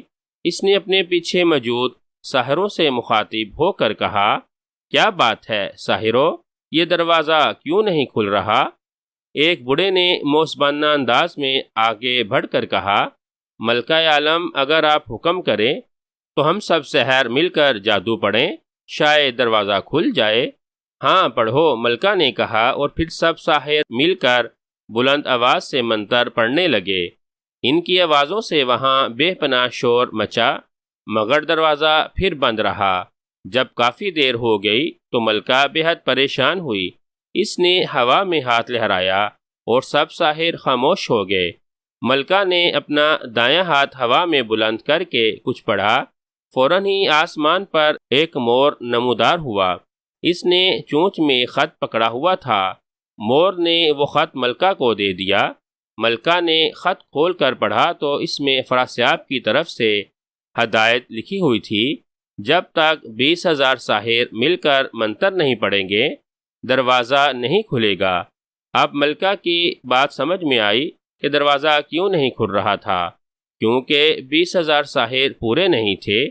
ایک ساحر کو تو وہ پہاڑ کے دامن میں بھیڑ چڑھا آئے ہیں، ایک ساحر اور منگوا لیں۔ ملکہ نے خط پڑھ کر اس بوڑھے سے مخاطب ہو کر کہا، ملکہ عالم، میں ساحر ہزار شکل کے دربار میں رہا ہوں، اسی لیے تھوڑا بہت سحر مجھے بھی آتا ہے۔ اگر آپ مجھے حکم فرمائیں تو میں یہ کمی پوری کر دوں۔ خواجہ نے موقع دیکھتے ہی فوراً اپنی خدمات پیش کر دیں۔ اچھا، بہت خوب، تم نے خوب موقع پر بات کی ہے، ورنہ سحر کے آنے پر خواہ خواہ 5-6 دن اور لگ جاتے۔ ملکہ چاند جادو بے حد خوش ہوئیں اور اس نے خواجہ کو سحر پڑھنے کی اجازت دے دی۔ چنانچہ اس کے کہنے پر خواجہ اور باقی ساحروں نے مل کر ایک بار پھر سحر پڑھنا شروع کر دیا۔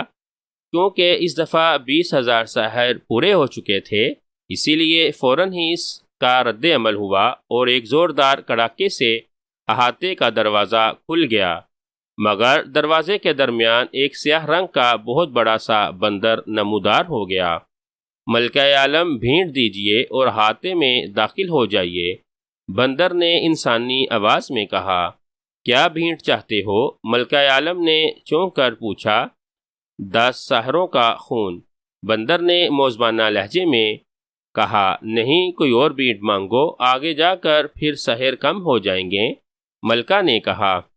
نہیں ملکہ عالم، ایسا نہیں ہوگا، بندر نے جواب دیا، اور ملکہ نے مڑ کر 10 ساحروں کو آگے جانے کا حکم دیا، اور اس کے حکم پر 10 ساحر مجبوراً آگے بڑھے، اور جیسے ہی وہ بندر کے قریب پہنچے، بندر نے اچھل کر ایک کے گلے پر دانت جما دیے۔ ساحر بیچارے نے ہاتھ پاؤں مارے چیخنا چاہا، مگر بندر اس وقت پیچھے ہٹا جب وہ اس ساحر کا تمام خون پی چکا تھا، اور پھر اس طرح اس نے باری باری 10 ساحروں کا خون پی لیا، اور ملکہ چاند جادو کو سلام کر کے غائب ہو گیا۔ ملکہ بقایا ساحروں کو لیے احاطے کے اندر داخل ہو گئی۔ احاطے کے اندر ایک سونے کا مکان موجود تھا، جس کا بڑا سا دروازہ بند تھا۔ ملکہ نے وہاں پہنچ کر زور سے آواز دی، کندن، کندن میرے سامنے حاضر ہو جاؤ فوراً۔ ملکہ کے آواز دیتے ہی ہوا میں سونے کا ایک تخت نمودار ہوا، اور پھر وہ تخت زمین پر آ کر ٹک گیا۔ اس تخت پر ایک عورت بیٹھی ہوئی تھی، جس کا چہرہ تو عورت کا تھا، مگر تمام جسم سونے کا تھا۔ البتہ وہ اپنے ہاتھ پاؤں بالکل انسانوں کی طرح ہلا جلا رہی تھی۔ وہ تخت سے نیچے اتری اور پھر اس نے ملکہ چاند تارا کے سامنے سجدہ کیا اور موزمانہ لہجے میں بولی، ملکہ عالم، اس کنیز کو کیسے یاد کیا ہے؟ کندن، میں خدا وند جمشید کی انگوٹھی لینے آئی ہوں۔ اس مکان کا دروازہ تم ہی کھول سکتی ہو، اسے کھولو تاکہ میں اندر جا سکوں۔ ملکہ چاند جادو نے سخت لہجے میں کہا۔ ملکہ عالم، مکان کا دروازہ کھلوانے کے لیے آپ کو بھیٹ دینی پڑے گی۔ کندن نے موزبانہ لہجے میں جواب دیا۔ کیا بھیٹ ہوگی؟ ملکہ نے پوچھا۔ 1,000 سحروں کا خون، کندن نے جواب دیا۔ اس طرح تو میرے تمام سحر ختم ہو جائیں گے، ملکہ نے غصیلے لہجے میں کہا۔ اس کے علاوہ اور کوئی چارہ کار نہیں ہے؟ خداوند جمشید نے اس طلسم کو فتح کرنے کے لیے سحروں کی بھیٹ مقرر کی ہے، تاکہ کوئی سحر اس طلسم کو فتح نہ کر سکے۔ کندن نے جواب دیا۔ ٹھیک ہے، مجبوری ہے تو ایسا ہی صحیح، ملکہ نے کہا، اور مڑ کر اس نے 1,000 سحروں کو آگے آنے کا حکم دیا، مگر کوئی بھی سحر آگے نہیں بڑھا۔ ملکہ نے پہلے تو غسیلی نظروں سے سب کو دیکھا، پھر اس نے اپنا ہاتھ مخصوص انداز میں لہرایا، اور دوسرے لمحے 1,000 ساحر ہوا میں اٹھتے ہوئے اس کے سامنے آ گرے۔ کندن، اپنی بھیٹ لے لو، ملکہ نے غصیلے لہجے میں کہا، اور پھر کندن نے اپنا ہاتھ ہوا میں لہرایا۔ فوراً ہی آسمان سے 1,000 ہاتھ نیچے آئے، ان کے ہاتھوں میں خنجر چمک رہے تھے، اور چند لمحوں بعد ان ہاتھوں میں پکڑے ہوئے خنجر 1,000 سحروں کے خون سے رنگین ہو گئے۔ تب کندن نے اپنے گلے سے ایک چابی نکالی اور دروازے پر لگا ہوا قفل کھول دیا، اور پھر وہ ملکہ اور باقی سحروں کے ساتھ آگے بڑھ گئی، اور پھر آگے وہ 7 حجروں پر اپنے ساحر بھیٹ چڑھاتی ہوئی حجروں کے دروازے کھلواتی چلی گئی، حتیٰ کہ جب وہ 7ویں حجرہ جو الماس کا تھا دروازہ کھول کر اندر داخل ہوئی تو اس کے ساتھ عمرو عیار آفت عیارہ کے علاوہ صرف 6 سحر باقی رہ گئے تھے۔ پھر ہر حجرے کی بلا نے ایک ایک سحر کو کھایا اور حجرہ فتح ہوا، حتیٰ کہ وہ آخری حجرے کا دروازہ آ گیا جس کے اندر خداوند جمشید کا پتلا موجود تھا، اور اس پتلے کی انگلی میں وہ انگوٹھی تھی جسے حاصل کرنے کے لیے وہ آئی تھی۔ اس حجرے کے دروازے پر پہنچ کر ملکہ نے کندن سے پوچھا، اب تو میرے پاس کوئی سحر نہیں بچا، یہ دروازہ کیسے کھلے گا؟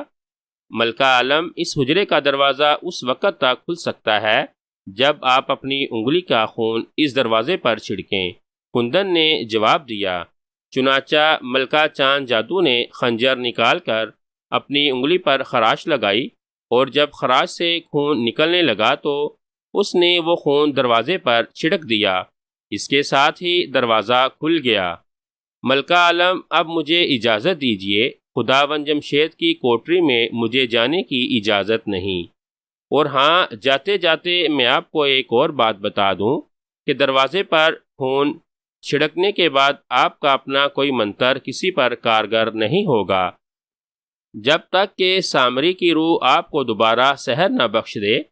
اب صرف آپ طلسم ہوشربا تک واپس جا سکتی ہیں یا وہاں سے آ سکتی ہیں، کندن نے کہا، اور پھر غائب ہو گئی۔ ملکہ چاند جادو کو اس انکشاف سے خاصا دکھ پہنچا، مگر وہ خاموش ہو گئی، کیونکہ اسے معلوم تھا کہ وہ سامری کی نسل سے ہے، اسی لیے وہ طلسم ہوشربا واپس جا کر سامری کا چلہ کاٹے گی اور سامری کو خوش کرے، اس سے دوبارہ سحر جادو کرنے کی طاقت حاصل کر لے گی۔ یہ سوچ کر وہ حجرے میں داخل ہو گئی۔ اب اس کے ساتھ صرف آفت عیارہ اور عمرو عیار تھا۔ وہ جیسے ہی حجرے میں داخل ہوئے، حجرے کے اندر لگی ہوئی گھنٹیاں بڑی سریلی آواز میں بجنے لگی۔ سامنے ایک تخت تھا جس کے سامنے خوبصورت پرندہ لٹک رہا تھا۔ ملکہ چاند جادو نے وہ پردہ ہٹایا تو تخت پر خداوند جمشید کا پتلا نظر آیا۔ ملکہ چاند جادو نے خداوند جمشید کے پتلے کے سامنے سجدہ کیا اور پھر بڑے موزبانہ انداز میں ہاتھ باندھ کر کہنے لگی، خداوند جمشید، اپنی داسی پر کرم کرو اور اپنی انگوٹھی اس داسی کو عنایت کر دو تاکہ وہ اس شہنشاہ افراسیاب تک پہنچا کر سرخرو ہو جائے۔ چاند جادو، انگوٹھی حاصل کرنے سے پہلے بھینٹ دینی پڑے گی، اور وہ بھینٹ یہ ہے کہ تمہارے ساتھ آنے والے دونوں عیار جو کہ آپس میں باپ بیٹی ہیں، ان کا مقابلہ ہو، ان میں سے جو فتح یاب ہو اسے ہماری بھینٹ چڑھاؤ۔ خداوند جمشید کے پتلے میں سے آواز آئی، باپ بیٹی؟ ملکہ چاند جادو اور خواجہ عمرو عیار دونوں یہ بات سن کر چونک پڑے۔ صرف آفت عیارہ خاموش رہی، کیونکہ اسے تو معلوم تھا تو کیا یہ عمرو عیار ہے، کیونکہ آفت عیارہ عمرو عیار کی بیٹی ہے۔ جبکہ چاندارہ نے حیرت سے پر لہجے میں بوڑھے گویے کو دیکھتے ہوئے کہا، تو کیا تم مہلکہ ہو میری بیٹی؟ خواجہ عمرو عیار نے بھی حیرت سے پر نظروں سے آفت عیارہ کو دیکھتے ہوئے کہا، ہاں ابا جان، میں مہلکہ ہوں، تمہاری بیٹی۔ آفت عیارہ نے آہستہ آواز میں جواب دیا، میرا خون لے لو، میں اپنے آپ کو تمہاری بھینٹ چڑھانے کے لیے تیار ہوں۔ میں بھلا کیسے برداشت کر سکتا ہوں کہ میرے سامنے میری بیٹی کو بھینٹ چڑھایا جائے؟ خواجہ عمرو عیار نے فوراً شفقت پیدری کے جوش میں کہا، نہیں خداوند جمشید، میری بھینٹ لے لو۔ ایک بیٹی اپنے سامنے اپنے باپ کو بھینٹ چڑھتا کیسے دیکھ سکتی ہے؟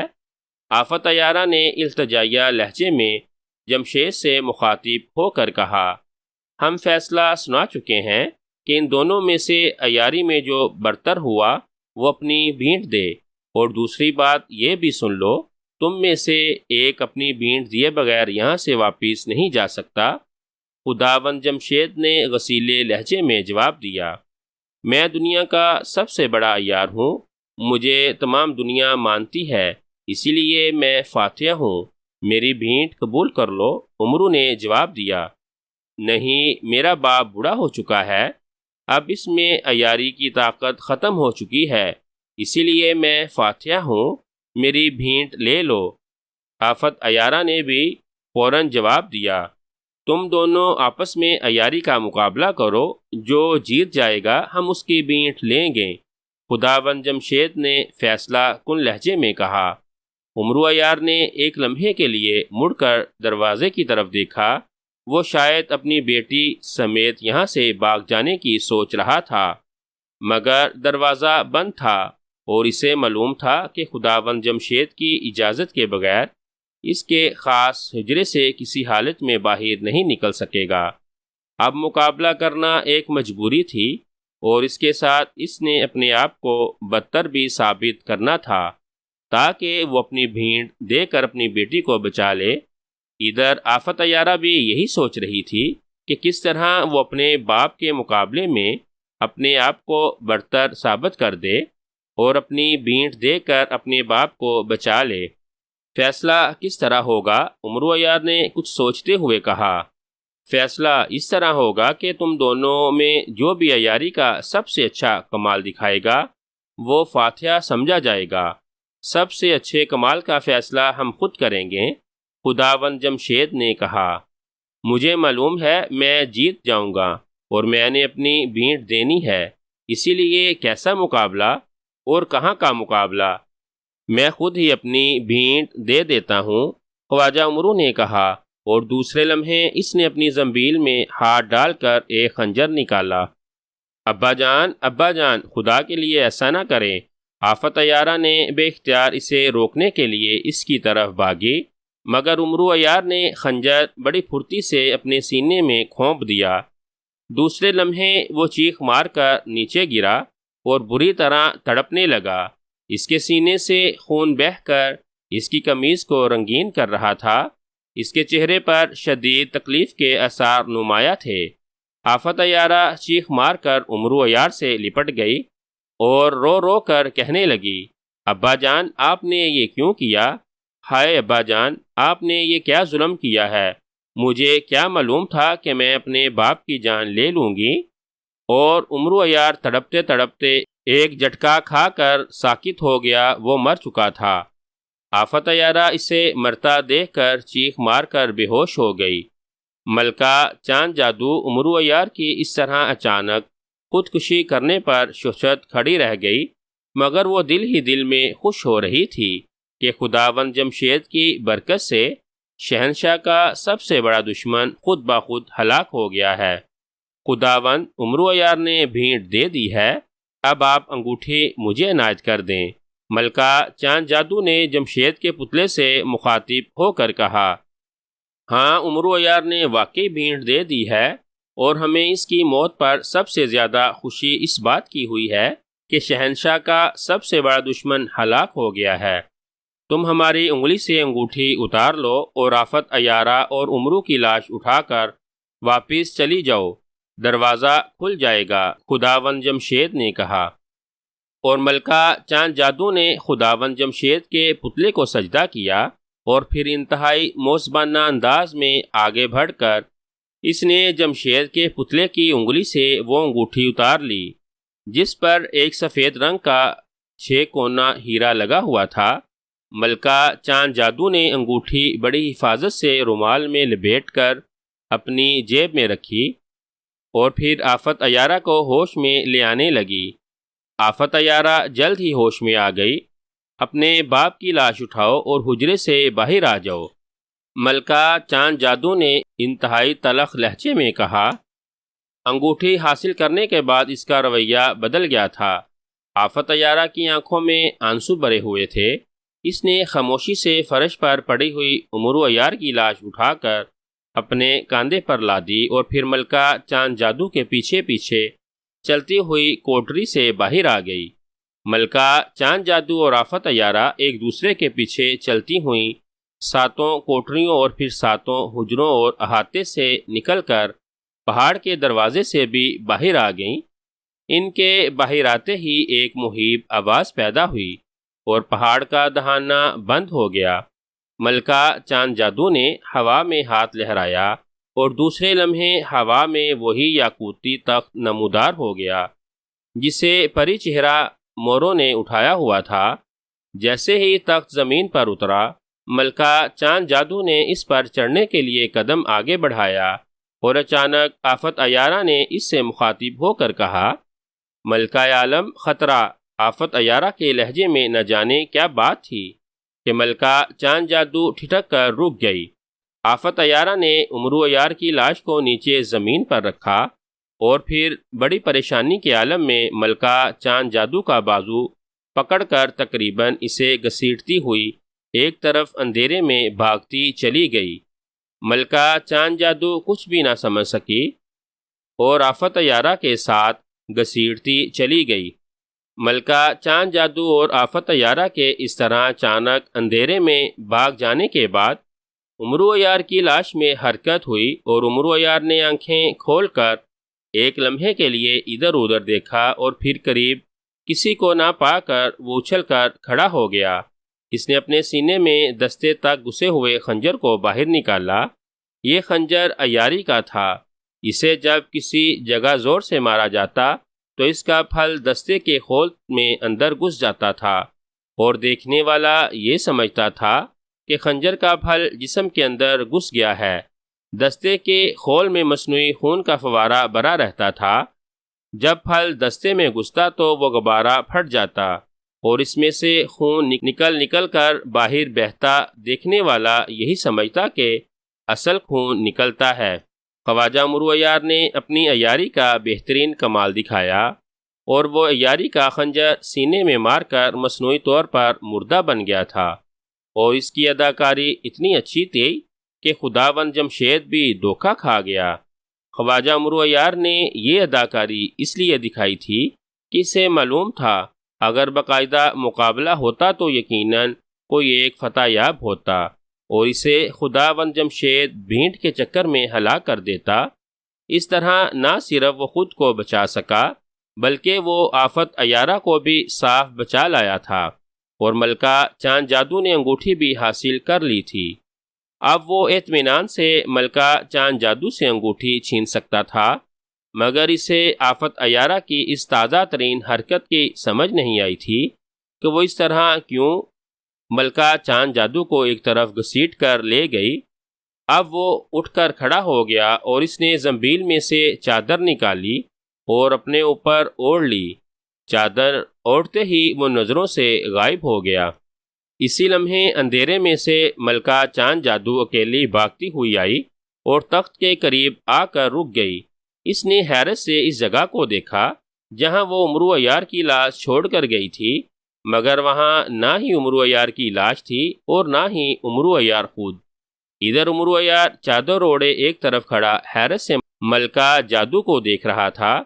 وہ یہ سوچ رہا تھا کہ آفت عیارہ کہاں رہ گئی۔ ادھر ملکہ چاند جادو نے جب امرو عیار کو نہ دیکھا تو اس کے چہرے پر پراسرار سی مسکراہٹ رینگنے لگی، اور پھر وہ اچھل کر تخت پر چڑھ گئی۔ اس کے تخت پر چڑھتے ہی تخت ہوا میں بلند ہوا۔ تخت کو جاتا دیکھ کر امرو عیار بے حد گھبرایا۔ اس نے پھرتی سے چادر اپنے اوپر سے اتاری اور زنبیل میں ہاتھ ڈال کر جال الیاسی نکالا، اور پھر آؤ دیکھا نہ تاؤ، جال الیاسی کو اس نے تخت پر پھینک دیا، مگر جال الیاسی اور تخت میں 2-3 انچ کا فاصلہ رہ گیا۔ تخت اس کی زد میں نہ آیا۔ اس سے پہلے کہ امرو عیار دوبارہ جال الیاسی پھینک کر تخت کو قابو میں کرتا، تخت اور بھی زیادہ بلند ہو کر اندھیرے میں غائب ہو گیا، اور خواجہ امرو عیار بیچارہ جال سمیٹتا رہ گیا۔ عیاری دکھانے کے باوجود مار کھا گیا تھا، اور ملکہ چاند جادو، آفت عیارہ اور خواجہ امرو عیار دونوں کو یہیں چھوڑ کر انگوٹھی سمیت ان کے ہاتھوں سے نکل جانے میں کامیاب ہو گئی تھی۔ اس وقت امرو عیار کو خیال آیا کہ یاقوت ستارہ شناس نے صحیح کہا تھا کہ جمشید کی انگوٹھی ایک عورت کے مقدر میں ہے۔ اس نے خواہ مخواہ اپنے ذام میں آ کر سردار امیر حمزہ سے وعدہ کر لیا کہ وہ انگوٹھی لے آئے گا۔ خواجہ امرو عیار نے جال الیاسی زنبیل میں ڈالا، پھر گولا مساوی نکال لیا کیونکہ تخت جانے کے بعد ایک بار پھر اندھیرا چھا گیا تھا۔ اب وہ اپنی بیٹی کو ڈھونڈنے چل پڑا، مگر کافی دور تک تلاش کرنے کے باوجود آفت اسے کہیں بھی نظر نہ آئی۔ اب تو وہ بے حد مایوس ہوا۔ یہ بات اس کی سمجھ میں نہیں آ رہی تھی کہ آخر آفت کہاں چلی گئی۔ وہ اپنی بیٹی کو تقریباً 2 دن تک مسلسل ڈھونڈتا رہا، مگر اس کا کوئی پتہ نہیں چلا۔ آخر تک ہار کر وہ واپس چل دیا۔ اس کا دل رو رہا تھا اور وہ بے حد اداس تھا۔ زندگی میں پہلی بار اسے شکست ہوئی تھی۔ اب وہ سوچ رہا تھا کہ کیا منہ لے کر جائے گا سردار امیر حمزہ کے پاس، اور لشکریوں اور دوسرے عیاروں کو جب اس شکست کا پتہ چلے گا تو اس کی بے حد بدنامی ہوگی۔ یہی سوچتا ہوا وہ آہستہ آہستہ لشکر کی طرف بڑھتا چلا گیا۔ ملکہ چاند جادو کا تخت جب طلسم ہوشربا کی سرحد پر پہنچا تو شہنشاہ افراسیاب اپنے لشکر کے ساتھ اس کے استقبال کے لیے وہاں موجود تھا۔ شہنشاہ افراسیاب کو معلوم ہو چکا تھا کہ ملکہ چاند جادو انگوٹھی حاصل کر آ رہی ہے، اسی لیے وہ استقبال کے لیے آیا تھا۔ شہنشاہ نے ملکہ چاند جادو کو مبارکباد دی اور پھر اسے ساتھ لے کر محل میں آیا۔ سارے ملک میں اس نے جشن کا اعلان کروا دیا۔ انگوٹھی حاصل کرنے کی خوشی میں فوراً ہی تمام ملک میں جشن شروع ہو گیا۔ شاہی محل میں پہنچ کر ملکہ چاند جادو نے انگوٹھی شہنشاہ کو دکھائی۔ شہنشاہ بے حد خوش ہوا اور اس نے انگوٹھی پہننے کے لیے انگلی آگے بڑھا دی۔ نہیں شہنشاہ سلامت، پہلے آپ اپنا وعدہ پورا کیجئے، مجھے آب حیات کا پیالہ پلائیے۔ ملکہ چاند جادو نے نخرہ کرتے ہوئے کہا، ارے ہاں، مجھے تو یاد ہی نہیں رہا، تم نے تو واقعی کارنامہ انجام دیا ہے، آؤ میرے ساتھ۔ شہنشاہ نے خوشی سے بھرپور لہجے میں کہا، اور پھر وہ ملکہ چاند جادو کو ساتھ لے کر محل کے نیچے تہہ خانوں کی طرف چل دیا۔ گو ان تہہ خانوں میں تمام طلسم تھا، مگر ظاہر ہے شہنشاہ کی موجودگی میں طلسم کیا کرتا۔ چنانچہ وہ اس تہہ خانے میں پہنچ گئے جہاں آب حیات کا پیالہ موجود تھا۔ شہنشاہ نے پیالہ اٹھایا اور ملکہ چاند جادو کو پیش کیا۔ ملکہ چاند جادو نے فوراً پیالہ منہ سے لگا لیا اور اس وقت علیحدہ کیا جب اس نے اس کا آخری قطرہ بھی حلق میں انڈیل لیا۔ بس اب تو میرا وعدہ پورا ہوا، اب دو انگوٹھی۔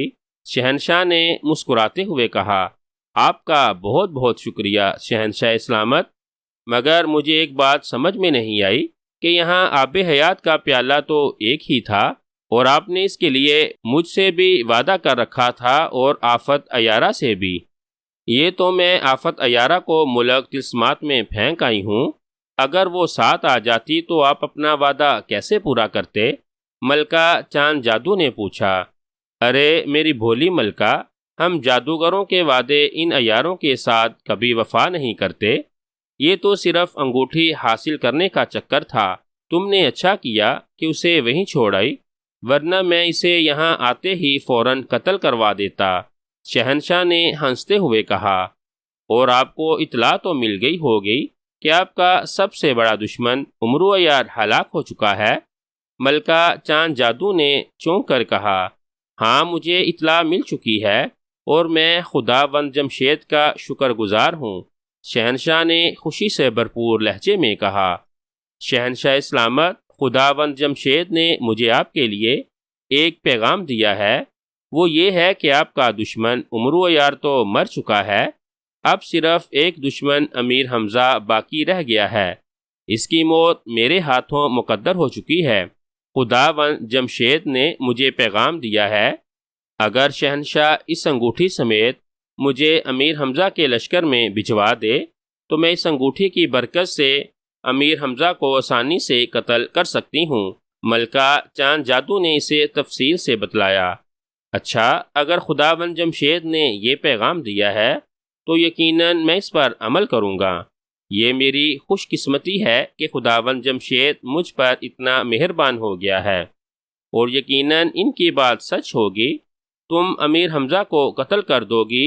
شہنشاہ نے خوشی سے اچھلتے ہوئے کہا، تو پھر جلدی مجھے بھیجیے، کیونکہ خداوند نے کہا تھا اگر میں فوراً نہ گئی تو امیر حمزہ کے ستارے جو اس وقت گردش میں ہیں گردش سے نکل جائیں گے اور پھر اس کا قتل ناممکن ہو جائے گا۔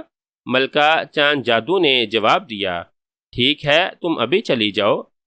شہنشاہ نے جو اس وقت واپسی شاہی محل کے خاص کمرے میں پہنچ چکا تھا اور پھر اس نے زور سے تالی بجائی، ایک پتلا زمین سے نکل آیا۔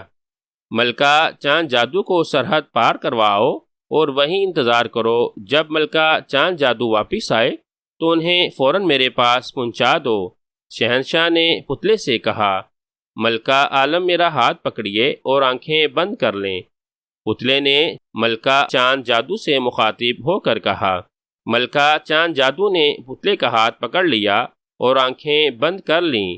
چند لمحوں بعد پتلے نے آنکھیں کھولنے کے لیے کہا۔ ملکہ چاند جادو نے جب آنکھیں کھول لیں تو وہ یہ دیکھ کر حیران رہ گئی کہ طلسم ہوشربا کی سرحد کے باہر کھڑی تھیں۔ جائیے ملکہ عالم، میں یہاں آپ کے انتظار میں موجود رہوں گا، پتلے نے بڑے موزبانہ لہجے میں کہا۔ مجھے ایک کاغذ اور قلم دو، میں شہنشاہ کے نام ایک پیغام لکھنا چاہتی ہوں۔ ملکہ چاند جادو نے پتلے سے تحکمانہ لہجے میں کہا۔ پتلے نے ہاتھ لہرایا، دوسرے لمحے اس کے ہاتھ میں ایک سنہرا کاغذ اور قلم موجود تھا۔ ملکہ چاند جادو نے اس کے ہاتھ سے قلم اور کاغذ لے کر کاغذ پر چند سطریں لکھیں اور پھر کاغذ تہہ کر پتلے کے ہاتھ میں دے دیا۔ سنو، اگر میں کل دوپہر تک واپس نہ آؤں تو تم یہ کاغذ شہنشاہ کی خدمت میں پہنچا دینا، آپ کے حکم کی تعمیل ہوگی۔ ملکہ عالم، پتلے نے کاغذ لیتے ہوئے انتہائی موزبانہ لہجے میں جواب دیا اور ملکہ چاند جادو مطمئن ہو کر امیر حمزہ کے لشکر کی طرف بڑھ گئی۔ اس کے چہرے پر ایک پر اسرار سی مسکراہٹ رینگ رہی تھی۔ خواجہ عمرو یار جب امیر حمزہ کے لشکر میں پہنچا تو ایک سپاہی نے اسے پیغام دیا کہ سردار امیر حمزہ اپنے خیمے میں اس کا انتظار کر رہے ہیں۔ خواجہ عمرو یار سمجھ گیا کہ امیر حمزہ کو مہم کی ناکامی کا علم ہو گیا ہوگا، اسی لیے وہ بلا رہے ہیں۔ اس کا دل تو نہیں چاہتا تھا کہ وہ اس طرح شکست خوردہ حالت میں امیر حمزہ کے سامنے جائے، مگر حکم کی تعمیل بھی لازمی تھی، اسی لیے وہ سیدھا خیمے کی طرف چل پڑا۔ جب وہ خیمے میں داخل ہوا، اسے امیر حمزہ کو تمام سرداروں سمیت وہاں بیٹھے دیکھا۔ امیر حمزہ کے چہرے پر مسکراہٹ رینگ رہی تھی اور آنکھیں کسی اندرونی خوشی کی وجہ سے چمک رہی تھیں۔ خوش آمدید، خواجہ، سناؤ، انگوٹھی لے آئے ہو؟ امیر حمزہ نے مسکراتے ہوئے خواجہ عمرو یار سے پوچھا۔ خواجہ عمرو یار نے ندامت سے سر جھکاتے ہوئے جواب دیا، نہیں سردار، میں ناکام لوٹا ہوں۔ ملکہ چاند جادو مجھے دھوکہ دے کر انگوٹھی طلسم ہوشربا لے جانے میں کامیاب ہو گئی ہے۔ انگوٹھی کے علاوہ میں اپنی اکلوتی بیٹی سے بھی ہاتھ دھو بیٹھا ہوں۔ ہمیں تفصیل بتلاؤ، امیر حمزہ نے سخت لہجے میں کہا، اور خواجہ عمرو یار نے تمام تفصیل بتلا دی۔ خواجہ، تم اپنے آپ کو تمام دنیا میں سب سے زیادہ عیار سمجھتے تھے، ملکہ چاند جادو تمہیں دھوکہ دینے میں کیسے کامیاب ہو گئی؟ سردار امیر حمزہ نے پوچھا۔ خواجہ عمرو یار بھلا کیا جواب دیتا، سر جھکا کر خاموش رہا۔ سردار امیر حمزہ چند لمحے اسے بغور دیکھتا رہا، پھر اس نے زور سے تالی بجائی، ایک دربان اندر داخل ہوا اور سر جھکا کر کھڑا ہو گیا۔ ملکہ چاند جادو کو حاضر کیا جائے۔ سردار امیر حمزہ نے دربان کو حکم دیا اور وہ الٹے قدموں چلتا ہوا خیمے سے باہر نکل گیا۔ ملکہ چاند جادو اور یہاں؟ خواجہ عمرو یار بات سن کر حیرت سے یوں اچھلا جیسے اس کو بچھو نے کاٹ لیا ہو۔ اس سے پہلے کہ امیر حمزہ جواب دیتا، خیمے کا پردہ اٹھا اور ملکہ چاند جادو اندر داخل ہوئی۔ اس نے سردار کو سلام کیا۔ خواجہ عمرو یار حیرت سے آنکھیں پھاڑے اسے دیکھ رہا تھا۔ ملکہ چاند جادو نے جمشید کی انگوٹھی اپنی انگلی میں پہن رکھی تھی۔ کیوں عمرو یار، یہی ملکہ چاند جادو تھی جو تمہیں دھوکہ دے کر نکل گئی تھی؟ اور کیا یہی انگوٹھی ہے جسے اس نے خداوند جمشید کی انگلی سے اتارا تھا؟ سردار امیر حمزہ نے پوچھا۔ ہاں سردار، یہی ہے وہ ملکہ اور یہی ہے وہ انگوٹھی، مگر یہ یہاں کیسے پہنچ گئی؟ عمرو عیار نے جواب دیا۔ امیر حمزہ نے ملکہ چاند جادو کو اشارہ کیا اور ملکہ چاند جادو نے فوراً اپنے ہاتھ میں پکڑے ہوئے تھیلے میں ہاتھ ڈالا اور روغن عیاری نکال کر منہ پر مل لیا۔ دوسرے لمحے خواجہ عمرو عیار پر قیامت گزر گئی، کیونکہ اب وہاں چاند جادو کی بجائے اس کی بیٹی مہلکہ عرف آفت عیارہ کھڑی تھی۔ مہلکہ تم؟ خواجہ عمرو عیار بے اختیار اس کی طرف لپکا۔ ابا جان! آفت عیارہ بھی بے اختیار والد کی طرف بڑھی اور پھر وہ عمرو عیار کے گلے سے لگ گئی۔ یہ کیا چکر ہے؟ تم چاند تارہ کیسے بن گئی؟ اور ملکہ چاند جادو کہاں گئی؟ خواجہ عمرو عیار نے پوچھا۔ ابا جان، جب آپ نے خودکشی کی تو پہلے تو میں سمجھی کہ آپ واقعی سنجیدگی سے یہ کام کیا ہے، مگر جب میں آپ کے قریب آئی تو میں نے اس خنجر کی حقیقت سمجھ لی اور مجھے آپ کا تمام منصوبہ سمجھ میں آ گیا، چنانچہ میں جان بوجھ کر بے ہوش ہو گئی۔ پھر میں آپ کو اٹھا کر باہر لے آئی اور جب تخت آیا تو میں ملکہ چاند جادو کو گھسیٹ کر ایک طرف لے گئی اور اسے حباب بے ہوشی سے بے ہوش کر کے قتل کر دیا۔ قتل کرنے کے بعد میں نے اس کا لباس پہن لیا اور روغن عیاری سے اس کا بیس بدل کر اسے وہیں زمین میں دفن کر دیا اور انگوٹھی لے کر واپس تخت کی طرف آئی۔ میرا خیال تھا کہ آپ کو تمام بات بتلا دوں، مگر آپ نہ جانے کہاں غائب ہو گئے تھے۔ مجھے چونکہ جلدی تھی، میں نہیں چاہتی تھی کہ شہنشاہ افراسیاب کو ملکہ چاند جادو کے قتل کی اطلاع ملے، چنانچہ میں تخت پر سوار ہو کر وہاں سے چل دی۔ مگر بیٹی، جب تم نے ملکہ چاند جادو کو قتل کیا تو اس وقت موت کا کوئی اعلان نہیں ہوا، جبکہ یہ ضروری ہے کہ جب کوئی سحر مرے اس کی موت کا اعلان ضرور ہوتا ہے۔ اور دوسرا، جب تم انگوٹھی حاصل کر چکی تھی پھر طلسم ہوش ربا جانے کی کیا ضرورت تھی؟ خواجہ عمرو عیار نے سوال کرتے ہوئے پوچھا۔ ابا جان، آپ نے شاید یہ خیال نہیں کیا، جب کندن جانے لگی تھی تو اس نے ملکہ جادو سے کہا تھا کہ دروازے پر اس کی انگلی کا خون چھڑکنے کے بعد اس کی سحرانہ کوفتیں سلپ ہو گئی ہیں، اس لیے جب میں نے اسے قتل کیا تو اس کی موت کا اعلان نہ ہوا، اور طلسم ہوشربا جانے کا مقصد یہ تھا کہ میں وہاں جا کر شہنشاہ افراسیاب سے آب حیات کا پیالہ پینا چاہتی تھی۔ آفت نے جواب دیا۔ اچھا، تم آب حیات کا پیالہ بھی پی آئی؟ خواجہ نے یقین نہ آنے والے لہجے میں کہا۔ ہاں، میں نے پی لیا ہے، آفت عیارہ نے جواب دیا۔